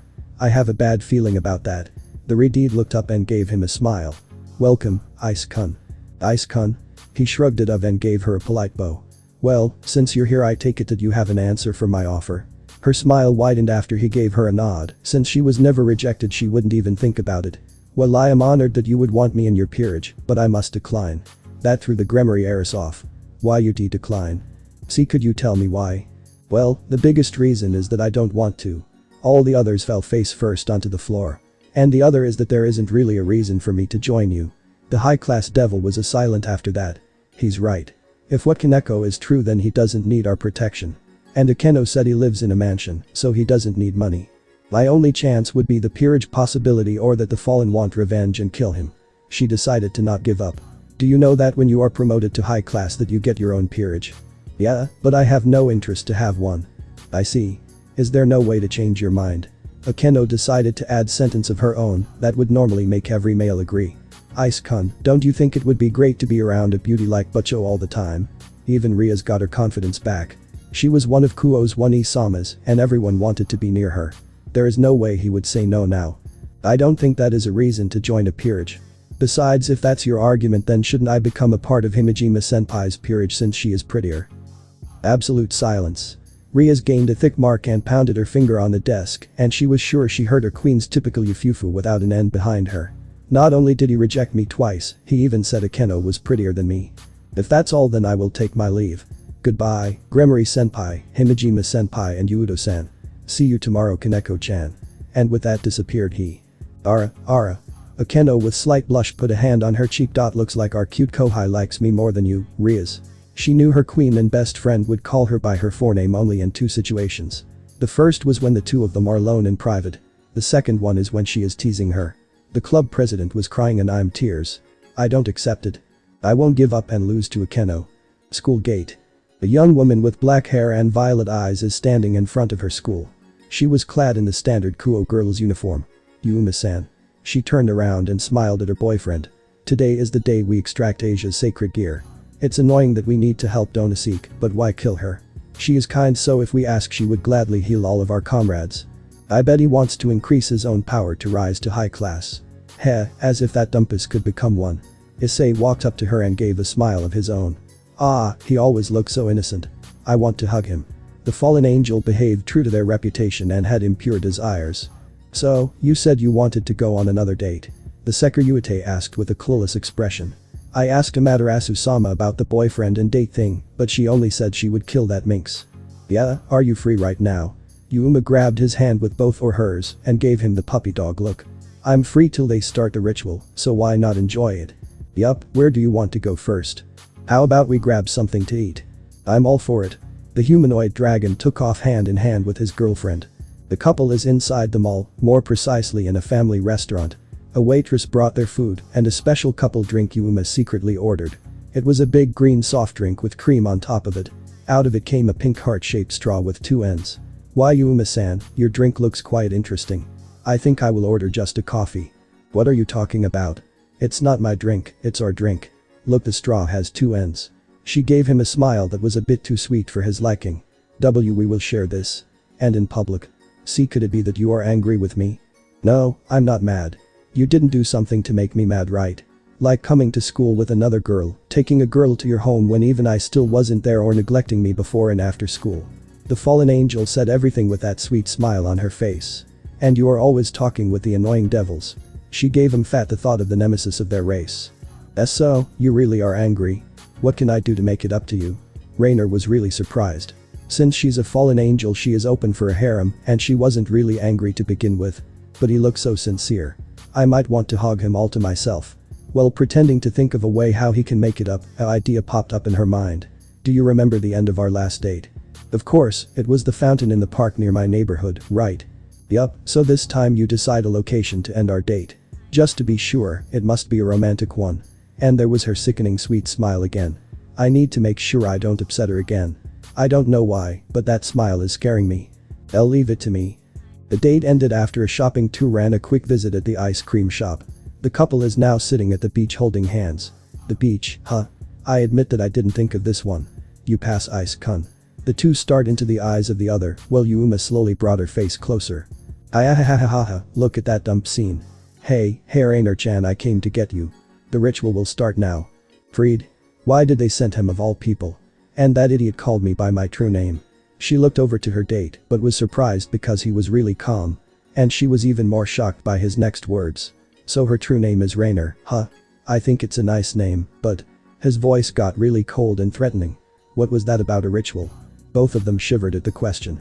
Ho, Ice-kun doesn't know. We will extract the twilight healing from the nun. But don't worry about her, she will join you in the afterlife in a bit. Wait. What is the meaning of this, Freed? I don't remember saying that Ice-kun is a threat. Well, Donaseek said that we should clean up here, since we will leave afterwards. He also gave the okay to kill you if you interface. Issei pulled something out of his pocket, it was a piece of paper. So, I will just say and kill you both together. But if I can have my fun with you, I wouldn't mind sparing you. He gave her a perverted grin. Never, you sick bastard. Freed pulled two pistols out and shoot the light-enhanced bullets without rest. Then I have no use of you. Because she was surprised by the second gun, she reacted to slow. All she could do now was closing her eyes and wait for the pain. That never came. When the fallen angel opened her eyes again, she saw something shocking. A pale blue wall of energy blocked every single bullet. That's kind of boring. The Red Dragon Emperor looked at the priest while holding the handmade talisman that gave of the same light in front of him. What? What kind of magic is that? The exorcist demanded with a face twisted of anger. It's Shinto magic. And… He took two other talismans out of his pants. This is the same kind of magic. They glowed red when he threw them at Freed. The two of them floated left and right next to Freed before exploding in flash. The explosion made the guns blow up, so Fried couldn't use his hands, even if he can stand up after this. You. Rainer-san. Said girl jumped up a bit. Why yes. I will go to the church and interrupt the ritual. Will you stand in my way? When he turned around to face her, she couldn't help but compare his personality with Azazel's. Of course not. Issei gave a quick nod before he sprinted away. He is like a less perverted Azazel-sama. She was lost in her mind with a light blush. You, what are you blushing for? Rainer, a little blonde and a tall blue-haired fallen angel descend from the sky. Kalwerner, middled. What are you two doing here? We wanted to find you before Fried. I don't know where he is, but I don't care either. So let's go back. Kalwerner grabbed Rainer's hand and helped her on her feet. I don't think we should return now. The two other girls gave her a questioning look. And why shouldn't we? True, we can't stand him as much as you, but… The blackhead shook her head and pointed in the direction where the smoking body of the priest lies. I think we will die if we go now. Both Middleton and Kalwerner looked shocked at the boy and then back to their comrade. I'm all for staying here. Me too. Abandoned church. Issei stood in front of the stairs leading to the secret basement. He had the boosted gear already equipped and was a few seconds before his 7th boost. After taking one last deep breath dashed he down the stairs. Hey RRRKKK, crash.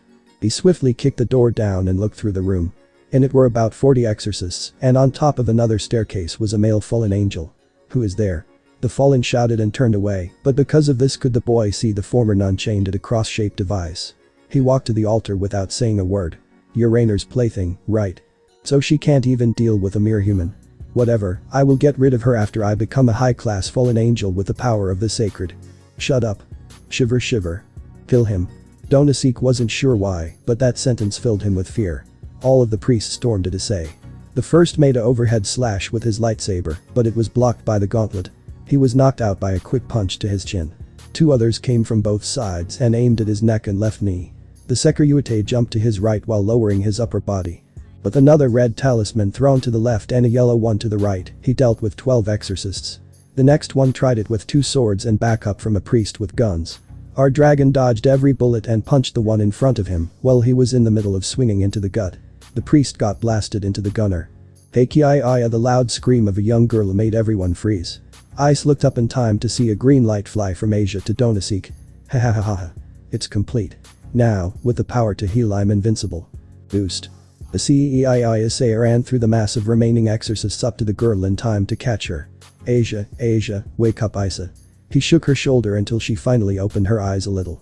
Even if they looked hollow and lifeless. San. Yeah, it's me Asia.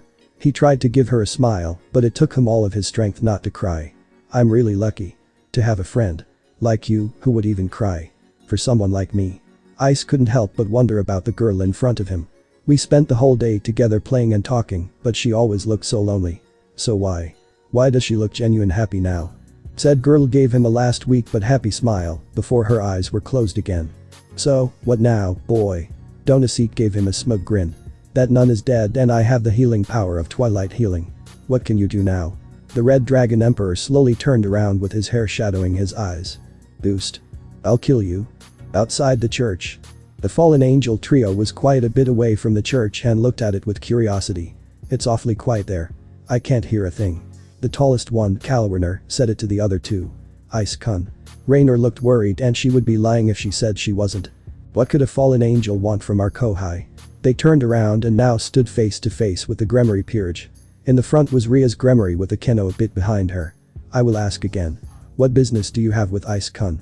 First of all, I'm Ice-kun's girlfriend so I have more business with him than you. Rainer gave her a victorious grin. And second, what do you want here? I heard that you're a group of Rouges, so we came to deal with you. The two groups got into a fighting stance. A Keno made a barrier so the humans won't see what happens here. Then let's deal with them quickly. Ria summoned an orb of destruction in her hand and pulled it back. Rumble rumble crash shhhhhhhhhh. A giant pillar made out of black flames erupted from below the church and rose to the sky. Out of it came a burning lump that flew in their direction. What's that? Although Kiba was the only one to say it, everyone thought the same. Black flames? It's probably Ice-kun. All of them looked at Rainer as if she grew a second head. Why would you think Ice-kun is responsible for this? Akeno was a bit frightened because she can feel the divine energy of the pillar. But she was mostly aroused from the power and killing intent in it. When Ice-kun really is the one behind this, then I definitely want him. A boy so cute and so dominating. Ah. Well, he used Shinto magic before, and I don't really know of another religion that uses black divine flames. The devils wanted to ask what she meant with before. But they got interrupted. Raya the burning lump, now identified as the rest of Donosik, made a cry of agony. What is this? The flames won't die down. And my healing can't keep up with them. Everyone present walked closer until they saw someone come out of the church. It was the brown-haired boy with a dead Asia in his arms. He's really here, and with that nun from yesterday. Just what happened down there? Below the church. A few moments ago. I'll kill you. Donosik took a step back because he was surprised by the venom in the voice of the boy. Issei picked Asia up and held her like a princess. I'm sorry, this happened because I was too late. No, it was a mistake to not take you back with me yesterday. But don't worry, I will make sure that they won't be able to do something like that again, ever. Flames of Amaterasu. As soon as he spoke these words, erupted a circle of black flames out of thin air. The circle was wide enough for Issei to stand in the middle even with Asia in his arms. Amaterasu. But even if they are that powerful, these little flames won't do anything. The hysterical fallen angel shouted with sweat running down his forehead. And the reason for his panic was simple. Not only did he take out 15 of the 40 exorcists, no, the man also saw the left arm of the boy clearly for the first time, and with it the sacred gear on it. Why, you're dead. Everyone kill him. Again, all of the priests came running at him, but he simply dodged every one of them. Boost. The gauntlet shouted, and Donosik got more nervous. He rushed at Issei with a blue light spear. While he came closer, Ice talked in intimidating calmness. Do you know the two abilities of the boosted gear? The fallen only raised an eyebrow. The first is to double the power of the owner. And the second one is the transferring of said power. He tried to back off after realizing what the boy meant, but it was too late. Boost. Transfer. The small ring of fire became a twister of flames that didn't stop growing in size. It expanded until it swallowed the whole church. Donosik was pulled into the storm of divine fire and got thrown away. Let's get you out of here, Asia. Outside the church. Ice walked to the group of fallen angel, incidentally ripping Asia's twilight healing out of the lump and putting the rings back onto her fingers. When he got closer, he noticed the group of devils was also present, and he got an idea. Gremory-senpai. Why, yes. Well, you can't blame her. She just saw a pillar of flames that had probably more destructive power than the Bale magic. You're searching peerage members, right? Why, yes, that's right. Then how about her?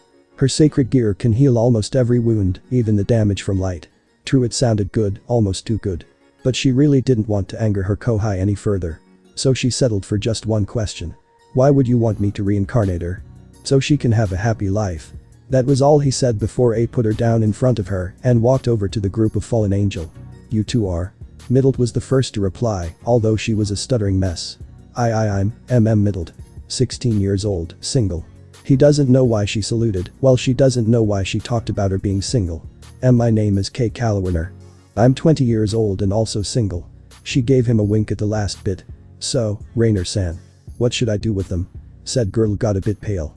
Hey, are you going to kill them? The other two girls also lost the color in their faces. If you say it's alright to let them live, then I will. The plan was Donosik's idea. They have a little problem to keep their hands by them, but they are good people. Please, spare them. She wanted to bow down, and the others saw that, but before she even got the chance to move, he already answered. Okay. A really intelligent answer. But I will keep an eye on the three of you. By the way, do you have a place to stay? At the second bit did he turn around and looked at the church, ruins. After all three of them said a thank you, they looked at each other before Callowiner stepped in front. No, but if you tell us where we can find a hotel. Is that so? Then how about living with me? Again that really intelligent answer. You don't want to? This time Rainer actually made an actual answer. We would love to. I take the room next to Ice-kun's. He nodded and put his hand, now without the boosted gear, under his chin. That's fine. There is still one room empty that is next to mine. Rainer turned to her fellow fallen angels and stuck her tongue out. The two of them looked at each other before they grinned and nodded. They raised their hands and said at the same time. We call dibs on Ice's bedroom. The blackhead had her mouth wide open and blinked a few times before her brains worked again. Wait. What? You can't. Let's go, Rainer-san. Issei walked with the blonde and blue-haired fallen angel away. Wait, Ice-kun. Are you really letting these two into your room? Yeah, why? Rainer made the fish and switched between opening and closing her mouth repeatedly without making a sound. The quartet walked away unknowing what horrors awaited them, Issei, in form of a jealous dragon god. Chapter 4. Drag the Stalker Dragon Emperor. Issei's room. Haidu Issei, the Red Dragon Emperor, was one of the strongest beings in his age group. With the help of the Ouroboros dragon god and the training of gods, goddesses and mass, rose into a league of his own, for his age at least. But now, said boy of unbelievable strength, was sweating bullets. He was really desperate to gain the forgiveness of a little girl that looked like 11 years old. The girl in front of him was none other than the Ouroboros dragon herself, one of the two strongest beings in existence, and staring down at the boy and the two fallen angels behind him, all in Caesar position by the way. Looking up, Issei was met with the strongest and coldest glare he ever saw on her face. Am I imagining things, or is she looking more angry than she was when Shalba attacked? As if reading his thoughts, Ophis glare infested, and she gave in a really slight nod. Did she read my mind? The lowly blackhead shifted her eyes from Issei to Middleton Calwarner. Why should they sleep in here? Both fallen angel needed all of their power to stay conscious, so it was Issei's job to answer. Because they are afraid the devils will come for them. Why does it sound like a question? Sorry. The reason? They said they would feel safe. The boy and girl talked without minding the fallen behind them. Is one of them your so-called girlfriend, Issei? That made the boy blink a few times in confusion. Huh? No, it's the one next door's. Ophis gave the two fallen a last long and powerful glare before walking to the bed. Only tonight. Issei got up and hugged the dragon god who, as funny and strange as it sounds, made a cute Kaya. Hey. Ophis-chan, did you just? No. But I'm sure I heard. No. Ophis grabbed one of his arms, gave it a light squeeze and laid down on the bed. She embraced Issei, like every time she is in a bad mood, and turned to Calwarner and middled. No touching. Said girls nodded their heads so fast it looked like they will fall off and walk to the bed, hugging each other. When I saw that Issei is the Securitate, I was shocked, but not only that he even has Ouroboros living with him. Give me a break. Calwarner muttered before she and middled fell asleep with the same thought. Lowly dragon Sama is scary. The Cult Research Club. Next day. Issei was standing in front of the whole peerage of Ria's Gremory. Everyone, with the exception of Asia, was wary and a little afraid of the person in front of them. They sometimes wondered why, since the boy in front of them would sometimes absent-mindedly look after a butterfly like a 3 years old. In his defense, when nobody in the room has enough courage to talk to you, it's easy to get distracted by things like a butterfly in front of a window. So Ice-kun, I guess that you have a sacred gear. After yesterday it's pretty much obvious. Ria's trailed off at the end of her sentence when she noticed Issei staring out of the window and completely ignoring her. She gained a thick mark and wanted to say something when her queen took a cup of tea and gave it to the boy. Here, Ice-kun. Thank you, Akeno-senpai. Said girl, giggled and walked back to the side of her king. Yufufu, he didn't ignore me. That gave the retreat a second thick mark. Ice-kun, since when did you call Akeno by her first name? When the answer since before school today, her right eyebrow started to twitch. Her queen decided to explain it to her best friend. When I told Ice-kun that we want to discuss something after school, I told him that it's fine to call me Akeno. So Gremory-senpai, what did you want to discuss? The twitching got stronger after another Yufufu from behind her. We wanted to go to the familiar forest to get Asia-chan a familiar, and we wondered if you want to come too. Well, I always wanted to see it, but is it alright for me to enter? I'm not a devil. It's alright. Since Ona has to restore to damage at the church, we can go immediately. Then I will happily come with you. We will go to the forest tonight, since we need to make adjustments for the circle. With all said and done, Ria stood up and walked over to her new bishop. Asia, why don't you ask Ice-kun to help you hand out the leaflet? Said former nun, blushed and looked up to him with a secret weapon he learned to loathe. The puppy dog eyes. A certain black-haired Mayu always used it at him for the past 10 years, well, she is still using it. And even after all this time, he still had no resistance against it whatsoever. Can you help me, Ai-san? Of course. He answered and nodded without a second thought. And my body moved on its own. I can't believe Sarah-san trained me in something like this. I feel like a pet. The boy moved over to the king of the peerage and took the box of leaflets from her. I will come back with Asia after we finished. Yes, that's fine. I think we will have the circle ready in about 2 hours. Riaz gave a quick nod and sat down on her seat again. 2 hours later. Issei and Asia returned half an hour ago. There was nothing noteworthy that happened, well, besides Asia's unbelievable talent to trip over everything. Even air. They sat down on the couch and talked with the knight and Rook about trivial things. Ai-san, Riaz Butcho said that you fought against Donasik-san and the exorcist all by yourself, is that true? The innocent nun asked him while tilting her head to the side. Yes, since he was a low-level fallen it was really easy. Really easy, he said. All devils with the exception of Asia thought that. The corner of the room shone in a bright red light before it dimmed to a light glow. Alright everyone, we are ready to depart. Ria said while she and Akeno stood in front of the teleportation circle. The other occupants of the room made their way over to them. All of them stood in the center of the rotating magic formula with Asia and Akeno awfully close to the dragon. Once we arrive in the forest, the familiar master will come to greet and guide us. The Grimoire heiress looked at her servants and Issei one after another, receiving a nod from everyone. The circle once again shone in a bright light that swallowed everyone in it. Familiar forest. The group appeared in the middle of a creepy-looking forest. The trees are black and look dead, the sky had the color of blood mixed with purple, and there was an almost transparent layer of fog in the air. So, this is the familiar forest. It doesn't look like a comfortable place to live. I said while Asia got behind him and grabbed his blazer. The red-haired devil wanted to say something, but was interrupted by a voice from behind. My, looks like I got a few visitors here in my forest. I assume that you are the Grimoire princess. The group turned around to see a woman around 20 with midnight black hair. She wore brown boots over her black stockings. A white shirt was under her open black long-sleeved blouse. She had one hand at her also black skirt and the other pushed a single strand behind her ear. Yes, that's right. Are you the current familiar master? Riaz answered doing the same gesture that the woman before them did. A glimmer of amusement danced in her pale green eyes when she noticed it and gave an elegant light bow and a smile. That is not fully true. I am no more than an apprentice. I hope that I can help you tonight. How come an apprentice is the one guiding us? I thought only the master has the qualification for this. The king of the peerage asked the woman in front of her. Ah. Well, that is generally correct, this is a special case. Since tonight is the last test for me before I will become the new master of this forest. Is that so? Then I hope that you will pass this test. Thank you very much. This apprentice named Natasha Elsas will guide you to your ideal familiar tonight. She once again gave a quick bow before she walked closer to them. So what kind do you wish to acquire? Asia looked nervously up and blushed a little. I want to see cute one. Her voice lost on volume the longer she talked until it was nothing more than a whisper. A cute one, huh? Nothing comes to mind, so let's go look around for a bit. Natasha turned around and begun to lead the group. By the way, why is a human with you, Miss Grimoire? He is a potential peerage candidate, so I took him with me. I think I already said no. Ice answered with a hint of annoyance in his voice. Even Saras and wasn't this persistent. The devils walked further into the forest, ignoring Ice. How come every time I say something important, I will get ignored? So, potential peerage kun. What kind of familiar do you want? Like I said. Sigh, forget it. Do you have dragons here? He asked with a depressed aura around him. Well, there are sprite dragons here, but they almost never show themselves, so they are out. There are also a few low-level dragons here and there, but taming them is more trouble than they are worth. The only useful one would be Tiamat Dono, but she is one of the 5 dragon kings and hates devils. So, I would recommend you to look for something. Where did the boy go?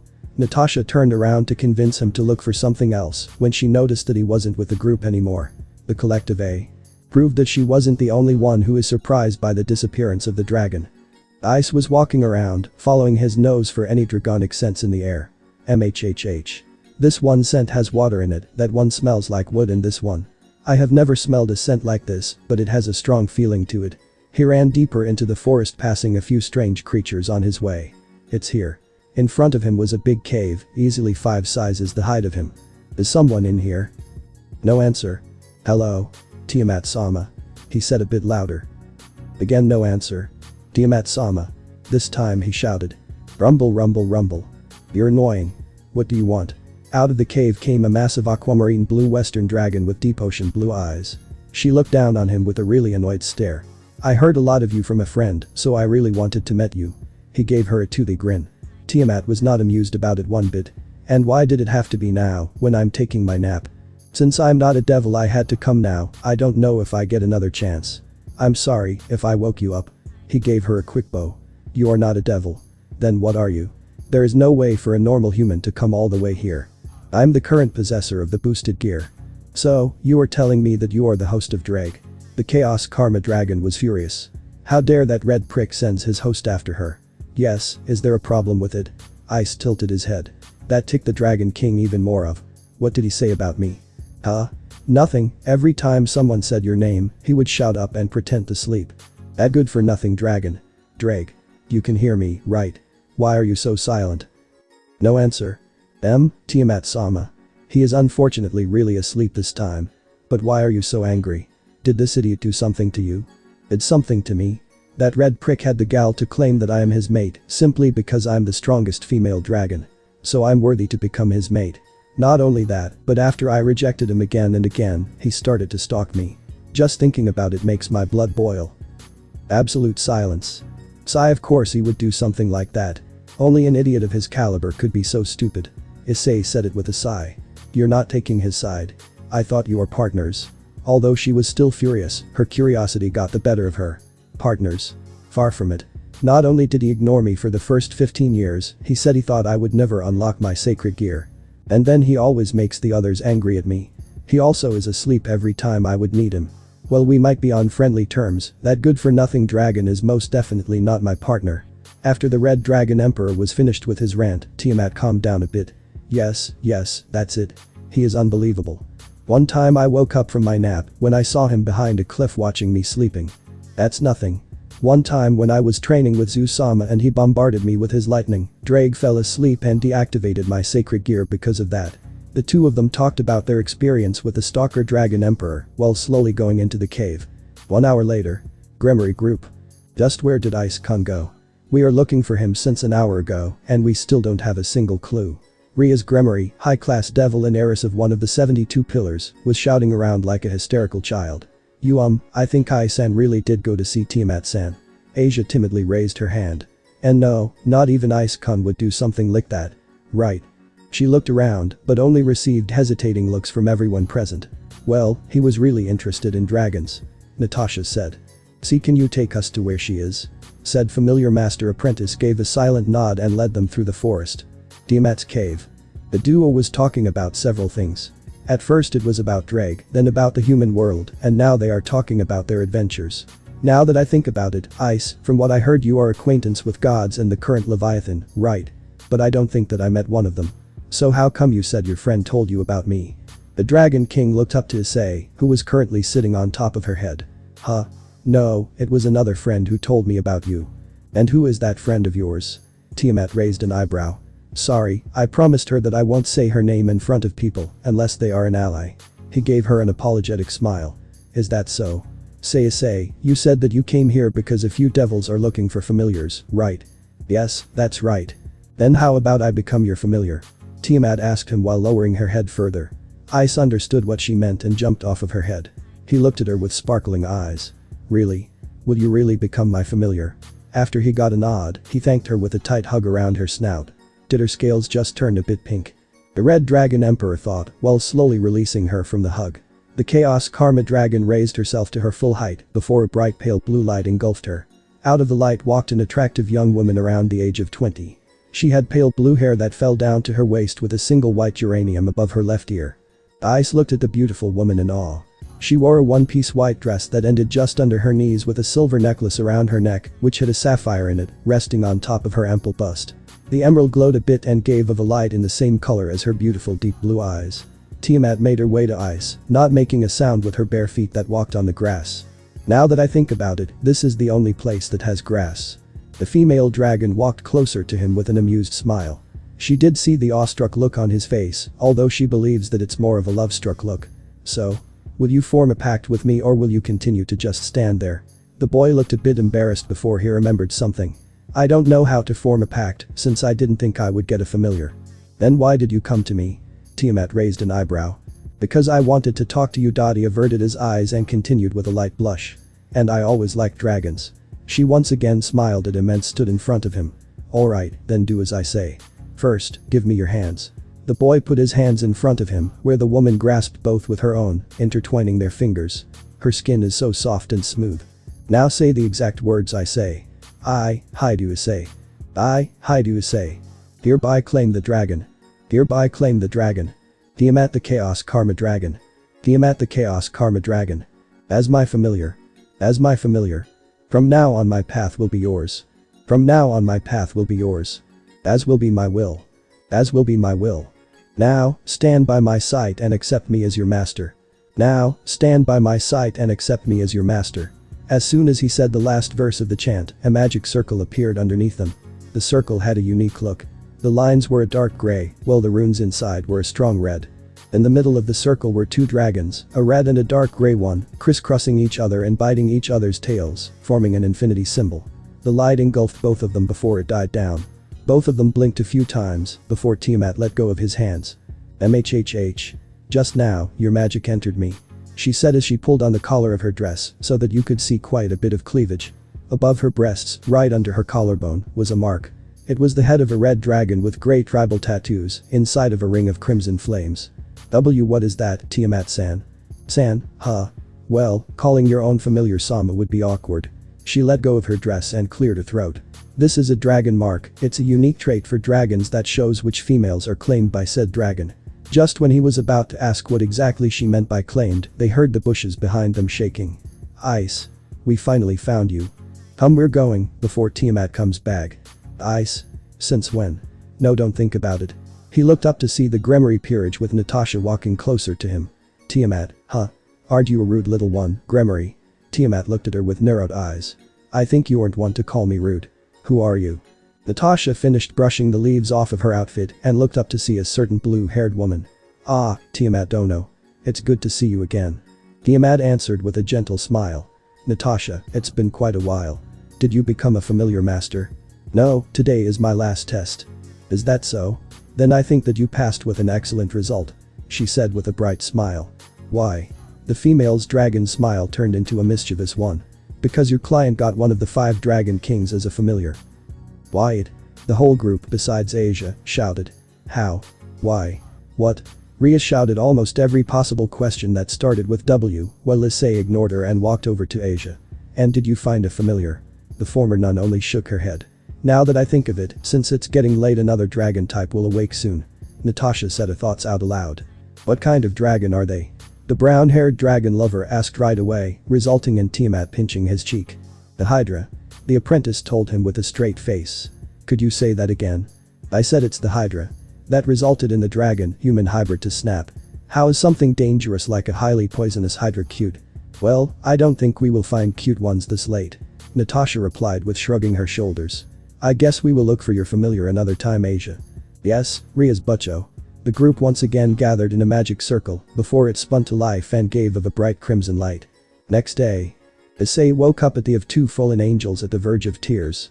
"Issei-kun, why did you bring another dragon into your room?" The taller one of the duo ran up to him and started to shake him like a rag doll. "I went into your room to surprise you, since lowly dragon Sama is not here. Only to find the strongest of the dragon kings sitting next to your bed playing with your high." The violet-eyed blue head was sent flying by the other blue head in the room, smashing face first into a wall. "Ignore what she said, Ice-kun. Tiamat-san, you came to visit." "Yes, since you aren't a devil, you don't have a peerage to guard you, right?" "That's true." The boy tilted his head. "So I decided to move out of my cave and live here with you." "Really?" Issei jumped up and grabbed her hands with both of his eyes sparkling. "Of course." She pulled him into her chest, stroking his hair. "By the way, who is this lowly dragon Sama that the fallen over there was talking about?" "Huh? Oh, right, I didn't tell you. She was talking about Ophis-chan." Ice-kun, could you say the name again? I think I misheard you." Tiamat, by now, was sweating. "A lot. Ophis-chan. Why, you see, can't mean the Ouroboros dragon, right?" "Huh? I think everyone besides me and Sarah-san are calling her Ouroboros." "Why?" There was but a single thought in Tiamat's mind. "Thank goodness that I didn't attack him." The Cult Research Club. After school. The Red Dragon Emperor was standing in front of the door that leads to the clubroom. He came here straight after school ended, well, after seeing Murayama off, and is now standing in front of the door. Why he doesn't enter? Because when he reached out to the doorknob, he heard Ria's loud, really loud, scream, "I will not marry you, Riser." And is now still in a daze, thanks to his enhanced hearing. "Knock knock." "Enter." The short reply came from the Gremory heiress. The dragon entered the room and was greeted with a tense atmosphere. On side of the room was the Gremory peerage staring with pure hatred at the other side. The other side was a blonde self-proclaimed bad boy. Behind him was a group of 15 women, all dressed in strange clothes. And at the end of the room, between the two groups, stood a single silver-haired woman. "Rias, who is this human? Don't look down on my cute kohai." The Redede raised her voice again and glared at the blonde man, Riser. Riser wanted to say something, but he was interrupted by a voice that was as cold as ice. "Riser-sama, this gentleman is Haidu Issei-kun." The maid turned to our dragon. "Ice-kun, he is the 3rd son of the Phoenix household, Riser Phoenix." While everybody wondered how the Queen of Surzich's Lucifer knew a human boy, there was one more question that was on their mind. Why did she sound so nice when she talked to him? Ice directed his gaze at the blonde devil and thought for a moment. What's wrong, human? Can't even talk in my overwhelming presence. Ah, now I remember why your name sounds so familiar. I heard of you from a few devils. Riser gave a smug grin at this. Nice to finally meet you in person. Birdbrain Kun. Chapter 5. I will show you my superiority. Occult Research Club. Silence. Absolute silence. Nothing else can describe the current situation. Well, if you ignore the failed attempts to hold in their laughter from the Gremory peerage, that is. Riser's left eyebrow twitched without a stop. Was it from Issei's remark or the stifled laughter from Ria's peerage? Nobody knows. Why you, insolent human? What did you say just now? Oh, so it was from Issei's remark. Huh? I called you birdbrain, could it be that you don't know what that means? Ice asked him with his typical innocent look. Of course I know what that means. How dare you call me that? Riser's face was red and there was steam rising from his head. The Gremory peerage, which had finally calmed down, was once again in a laughing fit. That's strange, Sarasan told me to call him that. Why is he so angry? The boy talked to himself, but the devils could hear him. Everyone, besides Grafia, thought the same. Who is Sarasan? By the way, Grafia's thoughts were she's corrupting him more and more. Resisting the urge to facepalm, she is still on duty after all. So Ice-kun, why are here? I don't think you have a reason to be here. Gremory-senpai asked me to come here when I don't have plans, so that we could get to know each other better. He answered Grafia's question and walked over to a certain black-haired beauty. Akeno-senpai, is there still a bit of your tea left? Well, there is something left in the teapot, but it's already cooled down. She gave him an apologetic smile. I can brew new tea for you, Ice-kun. He looked around a bit, then turned around to face Akeno again and give her an amused smile. There is no need for it. I will take a cup of the cold tea. The devil wanted to say something, but saw his mischievous smile and poured the cold Darjeeling into a cup and gave it to her kohai. Ice took the cup and walked over to Riser, who was still fuming with rage. How dare they ignore me? Here. Issei said and placed the cup on top of Riser's head, which was still producing steam. He took it off after a few seconds and took a sip of the tea. Akeno-senpai's tea is really the best. Riser was now shaking and balled his right fist. And again the Gremory peerage tried to stifle their laughter. Forget it, they are openly laughing now. You piece of trash. He lunged at Issei with his fist pulled back. He was silent for long enough. How dare that filthy human humiliated him like this? Even with the strongest queen here, there is no way he will let him walk away alive. Issei drank his tea without a worry in the world and made a sidestep. After Riser passed him and was about to turn around, he delivered a spin kick to the back of his head and shoved him face first into the couch. How dare you? Riser-sama. Ani-sama. The purge of 15 women, who were silent until now, shouted and stormed at Issei. They circled him and were about to attack, when… Enough. The powerful voice of Grafia Lucifuge resulted in everyone halting in their step. But, Grafia-sama. Ani-sama was attacked by this human.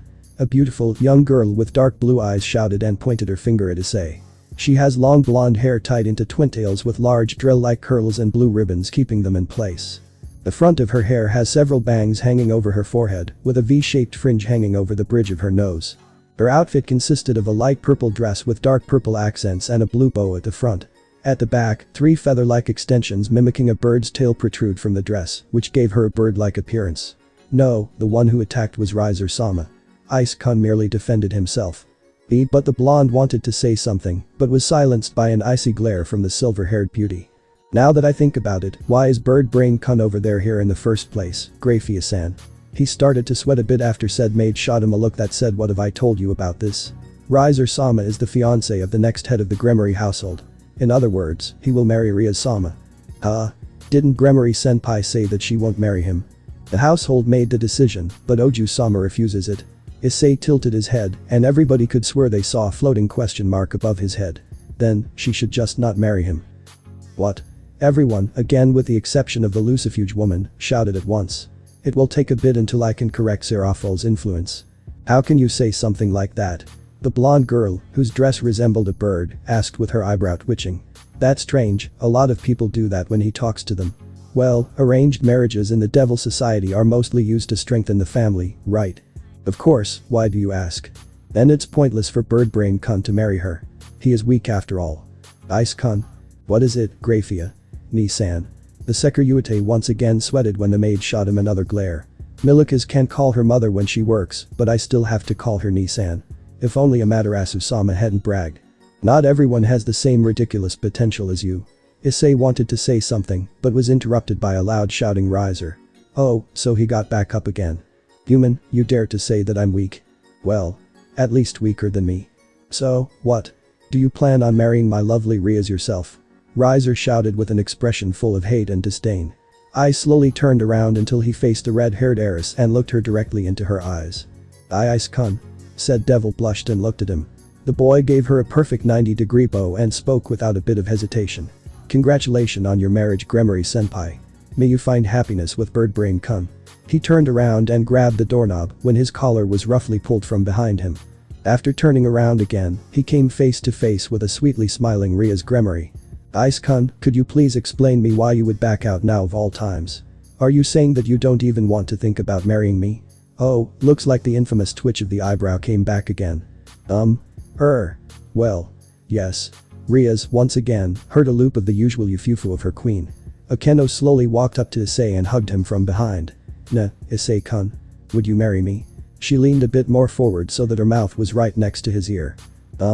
Maybe if we get to know each other better. The phoenix heir stomped over to him and pointed his finger at him. That's it, human. You will face me in a battle. My pride won't allow me to let you run your mouth any further. Grafiani-san, do I have to? Yes. They had this planned from the very beginning. Issei thought, while imagining the annoying amused smile of a certain red-haired Mao.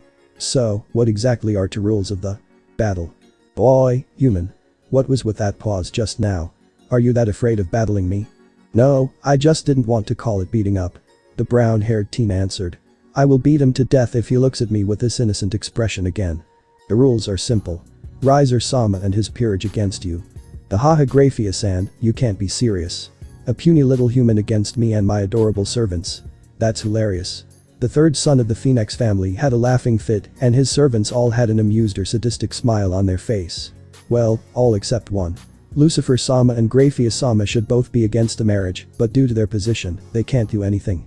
For them to entrust the situation to this boy. The one who was concerned, the only smart person in his peerage, was none other than the only daughter of his family, Ravel Phoenix. Oh Ani-sama, if you think calmly then. You're right, Ravel. Riser nodded with a small smile. The blonde wanted to sigh in relief, but paled at the next words of her brother. How about this, you can bring one more person with you. So that it won't be too humiliating. Well, I don't mind, but… Ice looked over to the maid as if to ask her what he should do. There shouldn't be a problem with it, since Riser-sama himself requested it. Okay, so it will be an unofficial rating game between you and your little helper and me and my 15 girls. The man of the Phoenix family exclaimed the rules cockily and turned around. I will grant you 10 days to train. Maybe you will be able to defeat Mira, my weakest piece. After he finished his monologue, a magic circle with the Phoenix symbol appeared on the ground and swallowed the group. It's strangely silent today. The Red Dragon Emperor thought to himself and wanted to turn around to leave, when… Pinch squeeze. Oh, it's Herf's Grafia-ni-san. Issei got his cheek pinched by Grafia. Said woman only dragged him to a teleportation circle in the middle of the room, without looking at him. Why are you angry at me? He rubbed his now released cheek to soothe the pain. What did I say about blindly doing what Leviathan-sama says? It will turn me into an idiot. There was an awkward silence in the room. The older woman gave him a dry look and answered even more monotone than usual. No, I meant the other thing. Other thing. Oh, never do it, right.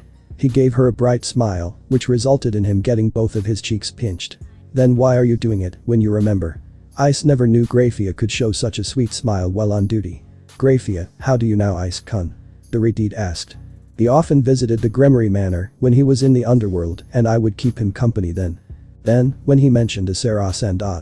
Yes, he meant the current Mao with the title of Leviathan, Seraphol Leviathan, who is also his fiancé. WWW, what do you mean FF fiancé? Ah. I'm terrible sorry Oju-sama, but we will have to excuse ourselves here. The maid bowed and teleported away with the boy. Underworld capital Lilith. Lucifer Castle. The two of them emerged in a hall that's so tall that you can't see the ceiling with human vision, but since both of them aren't humans there is no problem. Grafia-ni-san, why are we in the underworld? You are going to visit heaven soon, right? We decided to go over everything again before you leave. Well, we also wanted to give you an opportunity to say your goodbye to Seraphol, but… Is Serasan still avoiding me? Unfortunately so. Is that so? Issei looked sadly down at his feet. Grafia could swear that she just saw Issei being replaced with a little puppy that looked like it was kicked. And before she knew it, she had already pulled his head into her chest. It will be alright, just give her a little more time. Really? He pulled his head back and looked her into her eyes. Graphius softly stroked his head, subconsciously. Really? She noticed the movement of her hand and quickly stood up again. It's scary that it comes so natural to spoil him. I heard the others have the same problem. Anyway, did you already decide on who you want to take with you? To the raiding game? I guess I will take my familiar with me, why? I just wanted to inform Lucifer-sama. I heard from Oju-sama that you got yourself a familiar, could you tell me what kind you get? Bremery-senpai hasn't told you? Then, it's a secret. He gave her his trademark innocent smile. Sigh. I understand, my headache would only get worse. Do you know when you will go to heaven? The maid asked him, while massaging her temples. I think Ophis-chan said that we will go in 2 or 3 days. And we will stay there for a whole week. The boy was deep in thought with his index finger pressed at his lower lip. So you will be here for the game, that's reassuring. Is there anything else that you want to do in the underworld? No. Good, then let's make our way to Lucifer-sama's office to go over everything again. Heaven. 3 days later.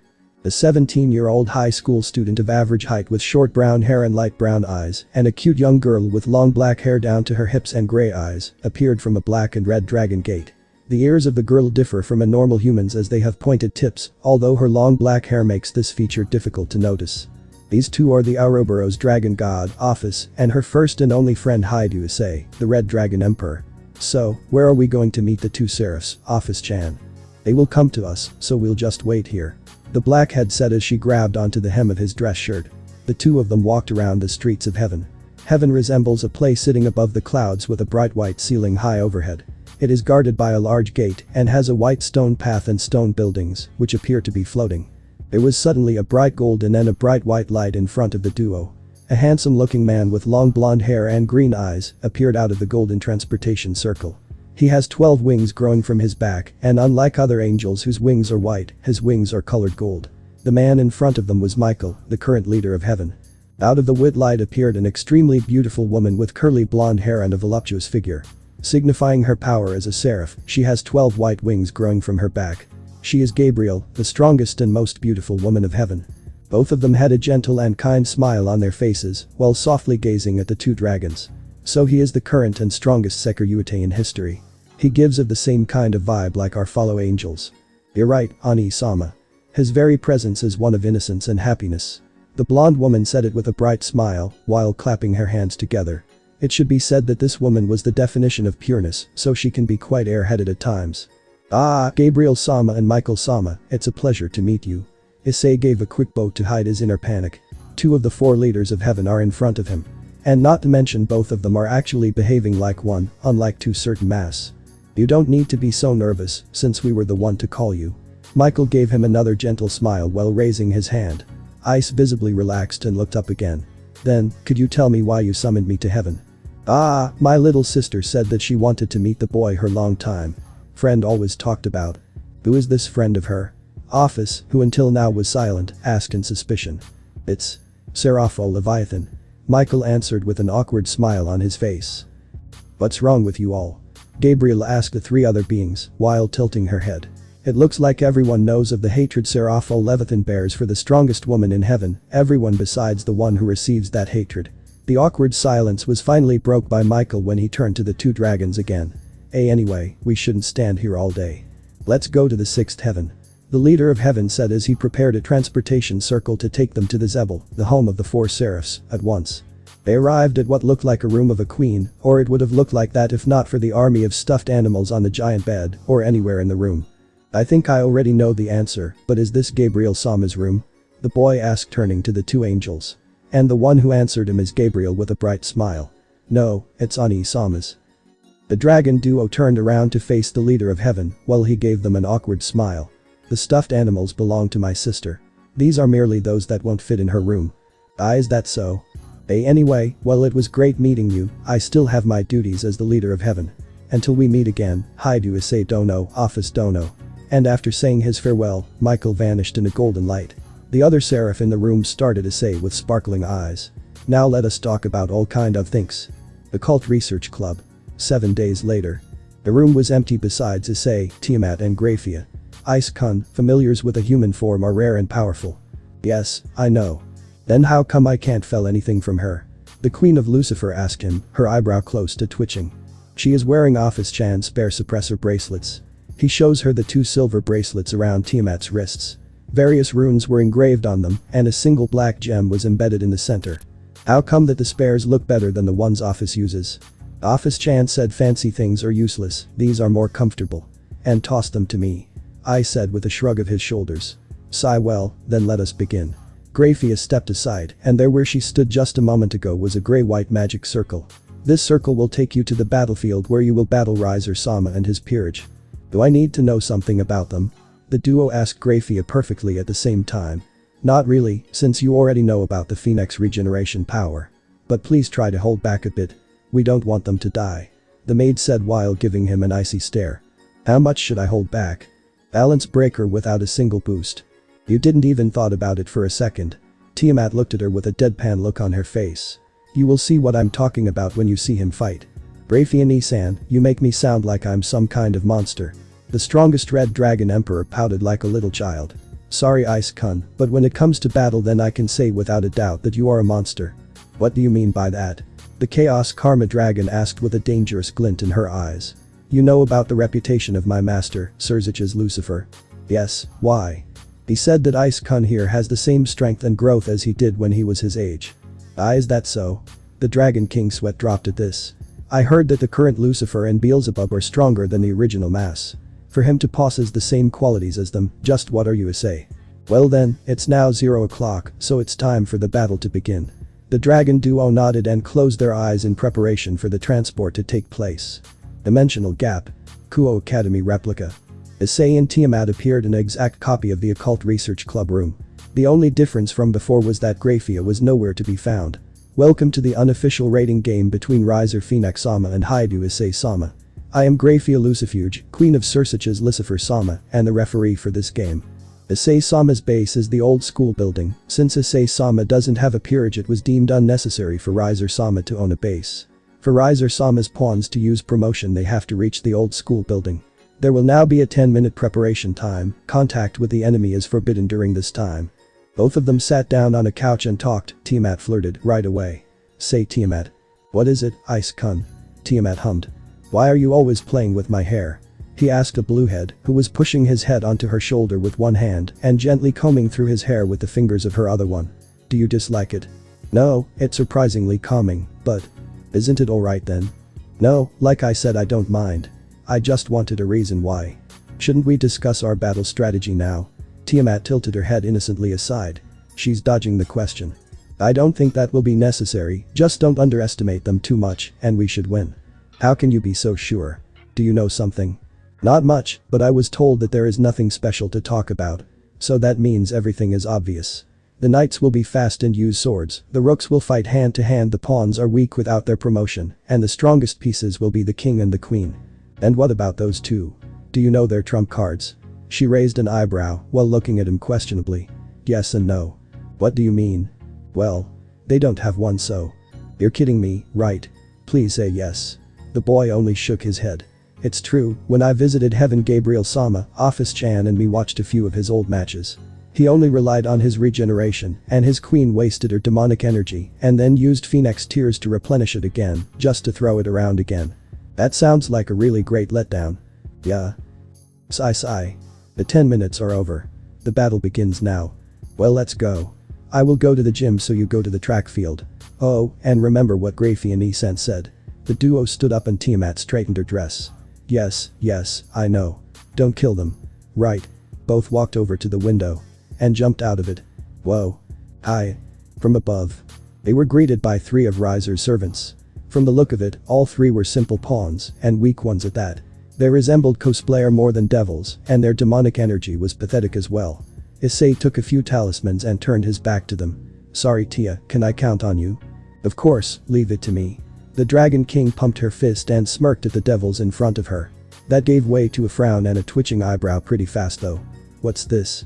I can't feel anything from her. Ha ha ha ha ha, she's too weak. Ha ha ha ha. And my sides hurt, ha ha ha ha. From what Ophis-chan told me, Tia is one of the most prideful dragons. I really hope she holds back enough. Issei thought while placing the talismans onto the ground all around their base. In the blink of an eye, no, even faster than that, the blue head was behind the laughing devil. Cosplayer 1 grabbed her head with her left hand and smashed it hard enough into the ground to leave a crater with the radius of her height. The resulting shock wave sent the other two flying, while an array of runes started to twirl around her right wrist. Oh, she's properly holding back. Riser Sama's first pawn retired. 1 circle, 2 circles, 3 circles. After the third circle of levitating runes was completed, Tiamat drew her fist back and appeared behind the second devil. She punched the air in front of her. At first nothing happened. Then the runes shone in a bright pale blue and burst out of air, and mana shot forth, engulfing both peerage members and pushing them further away. Riser Sama 2 pawns retired. After dealing with the nuisances, the Chaos Karma Dragon walked over to her master and looked over his shoulder. "Are you done with the barrier?" Said dragon stood up and turned around to smile at her. "Yeah, I also put up a trap." "What kind of barrier did you use?" "Sixfold Moon Prison, Tsukiyomi-sama taught me how to use it. Although it's a pretty sloppy version." "Let me get this straight, you used a barrier of a god to protect a base we leave." "Yeah, that's right. I think I now understand why that maid always has a headache around you." She gave a dry chuckle and shrugged her shoulders. "Well, I will be on my way now. Let's meet up by whoever takes longer." Dimensional gap. Kuo Academy replica. In front of the gym. The boy faced a large double door of the school gym with his arms crossed over his chest. "If I only use Shinto techniques, they will probably say that the fight was unfair, since I'm an exorcist. Maybe I should start using proper magic." He kneed down with one leg and placed his left hand onto the earth. After placing his right one on top of his left one, a giant red and dark gray magic circle appeared underneath the gym. The outlines of it had the color of smoke, while the symbols glowed in a crimson like raging fire. The center was filled with the emblem of 2 dragons, one obsidian colored and the other one blood red, crisscrossing each other and biting each other's tails, forming the infinite symbol. Zero Gladius. A giant blade of ice rose from the circle and easily ripped the building apart. The sword was a bit more than 2 times as tall as the building with a deadly sharp double-edged blade. If you weren't cut apart, then you were most likely frozen solid. This technique uses the same ice magic as Seraphil's Celsius cross trigger, so you need to be at least ultimate class to take that and still be able to battle. Riser Sama 1 rook and 3 pawns retired. Brafia's cool voice was once again heard when the fighting results were announced. The enemies were now getting nervous. Not only were they faring better than they thought, they even had the power to use a spell of this caliber. The only ones that were still arrogant were Riser himself and his queen, Ubaluna. Issei was now on his way to the track field when he heard another announcement.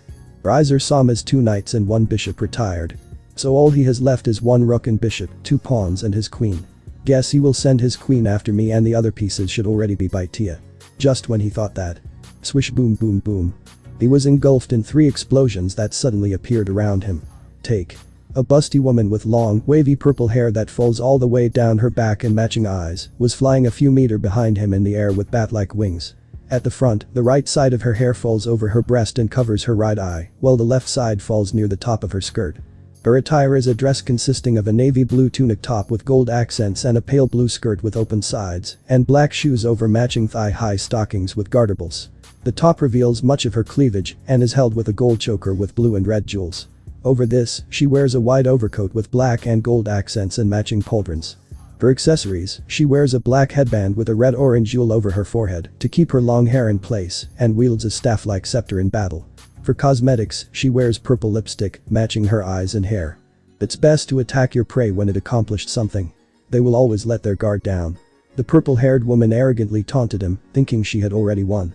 Now then, time to trash that woman on your side. The enemy queen suddenly gained a sadistic grin. But I must say, that woman is quite the beauty. Maybe we should toy around with her a bit. Riser Sama said that there are a few additions to his harem that are necessary. Ubaluna looked to the track field, where Tiamat currently is. Since she's the companion of a pathetic human, we could forcefully take her to the underworld to show her our appreciation for this fight. The bomb queen chuckled a bit. I can't wait to see her face when Riser Sama trains her. The face of a suffering woman who slowly drowns in pleasure is absolute fantastic. It's great that one of Riser Sama's choices was forcefully trained obedient sex slave, and now I found the perfect material for it. Shut up. She finally noticed that the retirement announcement still wasn't heard. So you somehow survived the attack, huh? But to announce it so openly, you really are nothing more than a pathetic human. I said shut up, didn't you hear me? After the last bit of the smokescreen dispersed in the wind, Ubaluna could see Issei clearly for the first time. From what she heard, he is an innocent and a little bit air-headed person and was supposed to be a gentle boy. But the human, no, the being, in front of her is the complete opposite. He looks like a cruel dragon, ready to rip the trespasser that entered his territory into a million pieces. Since you attacked me with a sneak attack like the coward that you are, I will also attack you, whenever you're ready or not. Underworld. VIP viewing room. The room was occupied by 6 people, 3 males and 3 women.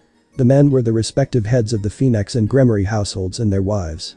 The last 2 in the room were Syzych's Lucifer and the second in command of his peerage Graphia Lucifuge. This is bad. What do you mean Syzych's? Venelana Gremory, Syzych's mother, asked the Crimson Mayu with a tilt of her head. You should be happy that Ice-kun helps Ria's escaping her engagement, right? After all you pamper her way too much. No mother. What I meant to say was that this is bad for Riser. What do you mean by this? I only accepted this method to decide on the outcome of the engagement because you said it will make my son realize that our regeneration power is not absolute. I want him to be humble and not dead. Well, there is a risk of him dying now, and it's a great risk. The young Redit answered grimly. Syzych's, what do you mean by now? Why would it be greater than before? That's because Ice-kun is furious. He will be serious from now on. How can you be so sure? Besides, I've never seen Ice-kun being angry, not to mention furious. The mother of Riaz and him looked back at the screen that shows the rating game. Do you remember when I told you that the old Mayu fraction will leave us alone for the time being? Of course, but what is that to do with everything? Venelana leaned back in her chair and crossed her arms, pushing her breasts up. The reason was that 2 of their mass died in battle. The one who did that was Haidu Issei. Nobody spoke. Everything was silent. WW what? W who did die? Are you sure they were descendants of the old mass? The one who broke the silence was Zeoticus Gremory. Yes, I'm sure. The ones who were killed are Shalba Beelzebub and Crucerius Modius. Ice-kun was ambushed by them and was forced to fight back. While they were fighting, they revealed their plans for the Ouroboros dragon god, Ophis, and he was enraged by them. How can you be sure that it was him? He is just a 17-years-old human. Syzych's and Graphia exchanged glances with each other before nodding. Sorry Graphia. I know you don't want anyone to see it. Don't worry, Syzych's Sama. Although I don't want it to be seen, I don't feel ashamed to have received it. The gray-haired woman turned around and pulled the zipper on her back down. The backside of her maid outfit slid down to her hips and revealed a long diagonal scar that ran from her right shoulder blade to just a few inches above her hip. Graphia. What happened to you? Lady Gremory immediately jumped to her feet and rushed over to the queen. She tried to stop the fight but got that scar in the process. Not only that, but she was also unable to send the 2 devils back alive. The present devils once again fell into a silence. Let's just hope for the best. Dimensional gap. Kuo Academy replica. In front of the gym. Issei just stood there. He still didn't do anything. She prepared her explosion magic. Ubaluna finished conjuring her magic circle when Riser Sama's 2 pawns and 1 rook retired. 1 bishop withdrew from battle. What? Ravel Sama gave up. Once she turned back to her opponent, the Sekirute tipped the ground with his toes. In the next moment, the giant blade of ice shattered into a few thousand pieces. Whatever you are trying, it's too late now. Combustion. The boy just glanced at her with one eye shadowed by his hair. Hagel. Ching ching ching. Every single ice fragment span around to point at her and shot at her with unbelievable speed. Her spell was able to melt the first few shards before they hit her defensive magic. The rain of projectiles stopped after 5 seconds, but the damage was devastating. While the ground was filled with craters and the trees and buildings were full of holes, the queen took the brunt of the strike and looked like it. Her clothes were ripped in various places, her hair was disheveled, she was covered in dust, and her body had numerous wounds on it, with blood dripping out from them. Cough cough, what was that attack just now? How can a mere human have this much power? She complained about it while reaching between her breasts. To think I would have to use them this soon, but he should be exhausted after using something like that. Now is my chance. Just when she raised the little bottle to her lips. Boost. The mechanical voice of Drake was heard throughout the battlefield. He has a sacred gear. Ubaluna looked over to him and saw something that she would always remember from here on. There, before the unfolding destruction, was a single 17-year-old young man in a school uniform. One of his arms covered in a red metallic gauntlet with yellow spikes and green gems. Your specialty is combustion magic, right? And if I am? Then the greatest humiliation for you would be to be beaten by true combustion magic. He raised his gauntlet-cladded arm and pointed it at her. A bright red flame in the size of a fist ignited and flickered in front of his fingers. PFF, what do you mean true combustion magic? That small thing can't do anything to me, now that I drunk the phoenix tears. Die. She shot her left hand in front of her and sent 3 unstable fire orbs at him. Boost. Issei punched the fire in front of him. Transfer. A giant wall of flames was all Ubaluna was able to see before it hit her and took her out of the game. Such strength. These flames are even hotter than his. Riser Sama's queen retired. Reset. The Red Dragon Emperor walked to the main entrance of the school building and found Tiamat there, waiting for him. Why are you here? When I looked over to the track field I couldn't find you. Well, I came to got you when I noticed you fighting against the queen. Since I never saw you fighting, I decided to watch from here. But I never saw you like that. Just what did she say to make you that angry? Tiamat tilted her head when she asked him, resulting in a blush from him. That doesn't matter. He turned around to enter the building, but both of them jumped back when a big fireball landed in front of them. You filthy human. To think that I will have to fight you myself. The third son of the Phoenix family shouted from the top of his lungs. To think that they even failed to bring down a single human. Hey, are you forgetting me? Tiamat asked with a tick mark. Riser looked over to her and gained a sadistic grin and perverted look in his eyes. I would have taken care of you myself. Very carefully. Whoa, what a creep. The blue female dragon gave him an icy glare. Ice Kun, how about a game? Game? Yes, the first one to drop him loses. The blue head smiled, but everybody, besides Riser, could see that it didn't reach her eyes. You dare to ignore me to talk to that thrash? I will show you that I'm superior. I can't wait to hear your cries. Alright, the game sounds fun, but what are we throwing around? Issei was back to his innocent and gentle self thanks to the Chaos Karma Dragon. It will be him, of course. She vanished from sight for Riser, only to have her reappear behind him with pale blue energy swirling around her fist. He was punched with enough force to throw him over to the old school building. Welsh Dragon Balance Breaker. Issei was clad in a red, metallic armor that slightly resembled a dragon. He used the wings that are part mechanical and part organic to speed ahead and punch Riser into the gut when he neared the old building. He talked to Tiamat while the devil was flying. Shouldn't we just end the fight? No, we will take care of him. Really carefully. It's official, the Dragon King is pissed. Underworld. VIP viewing room. I know that this is better than before, but I have the feeling that this will be more traumatic than the situation from before. Lord Phoenix said with a deadpan voice. I'm sorry. The Crimson Mau voiced his apology. Dimensional gap. Kuo Academy replica. The duo was still tossing the devil around when he suddenly erupted into flames. The flames formed wings and he was able to stable himself midair. I've reached my limit. I will show you who's stronger. I will show you my strength. I will show you my superiority. Riser raised hands above his head and gathered his demonic energy there. A giant orange fireball was created as a result while the two only watched. Say, Ice Kun. What is it, Tia? How about we follow his example and finish this with our flames as well? The Dragoness glanced over at the Securute and gave him an amused smirk.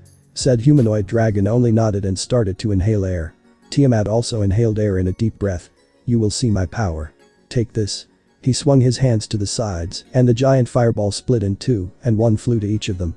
Both didn't move despite a fireball 7 times their height approaching them. They suddenly opened their closed eyes and exhaled. A bright azure and bright blood red and dark gray flame intercepted their representative fireball and devouring it, engulfing the third son of the Phoenix family. Arg. He shouted in agony while the flames were burning him. Tiamat's flames were made out of chaotic fire and thus prevented his regeneration to work properly. Issei's flames were strengthened by Ophis power that was absorbed through his skin on a daily basis, making them almost inextinguishable. Arg. Well, I guess it's obvious that we've won, huh? The blue head flew over to her master while he deactivated his balance breaker. Your fire is really destructive. Really? I think your fire is really beautiful. He gave her a bright toothy smile while she blushed up a storm. Ice Kun, you aren't allowed to say that to any dragon besides me, alright? I don't understand why, but if you say so. The two of them touched the ground when the game was over. Riser Sama retired. Haidu Issei Sama has won. That's it, guys. That was the full stuff. Hopefully you guys enjoyed it. With that, take care.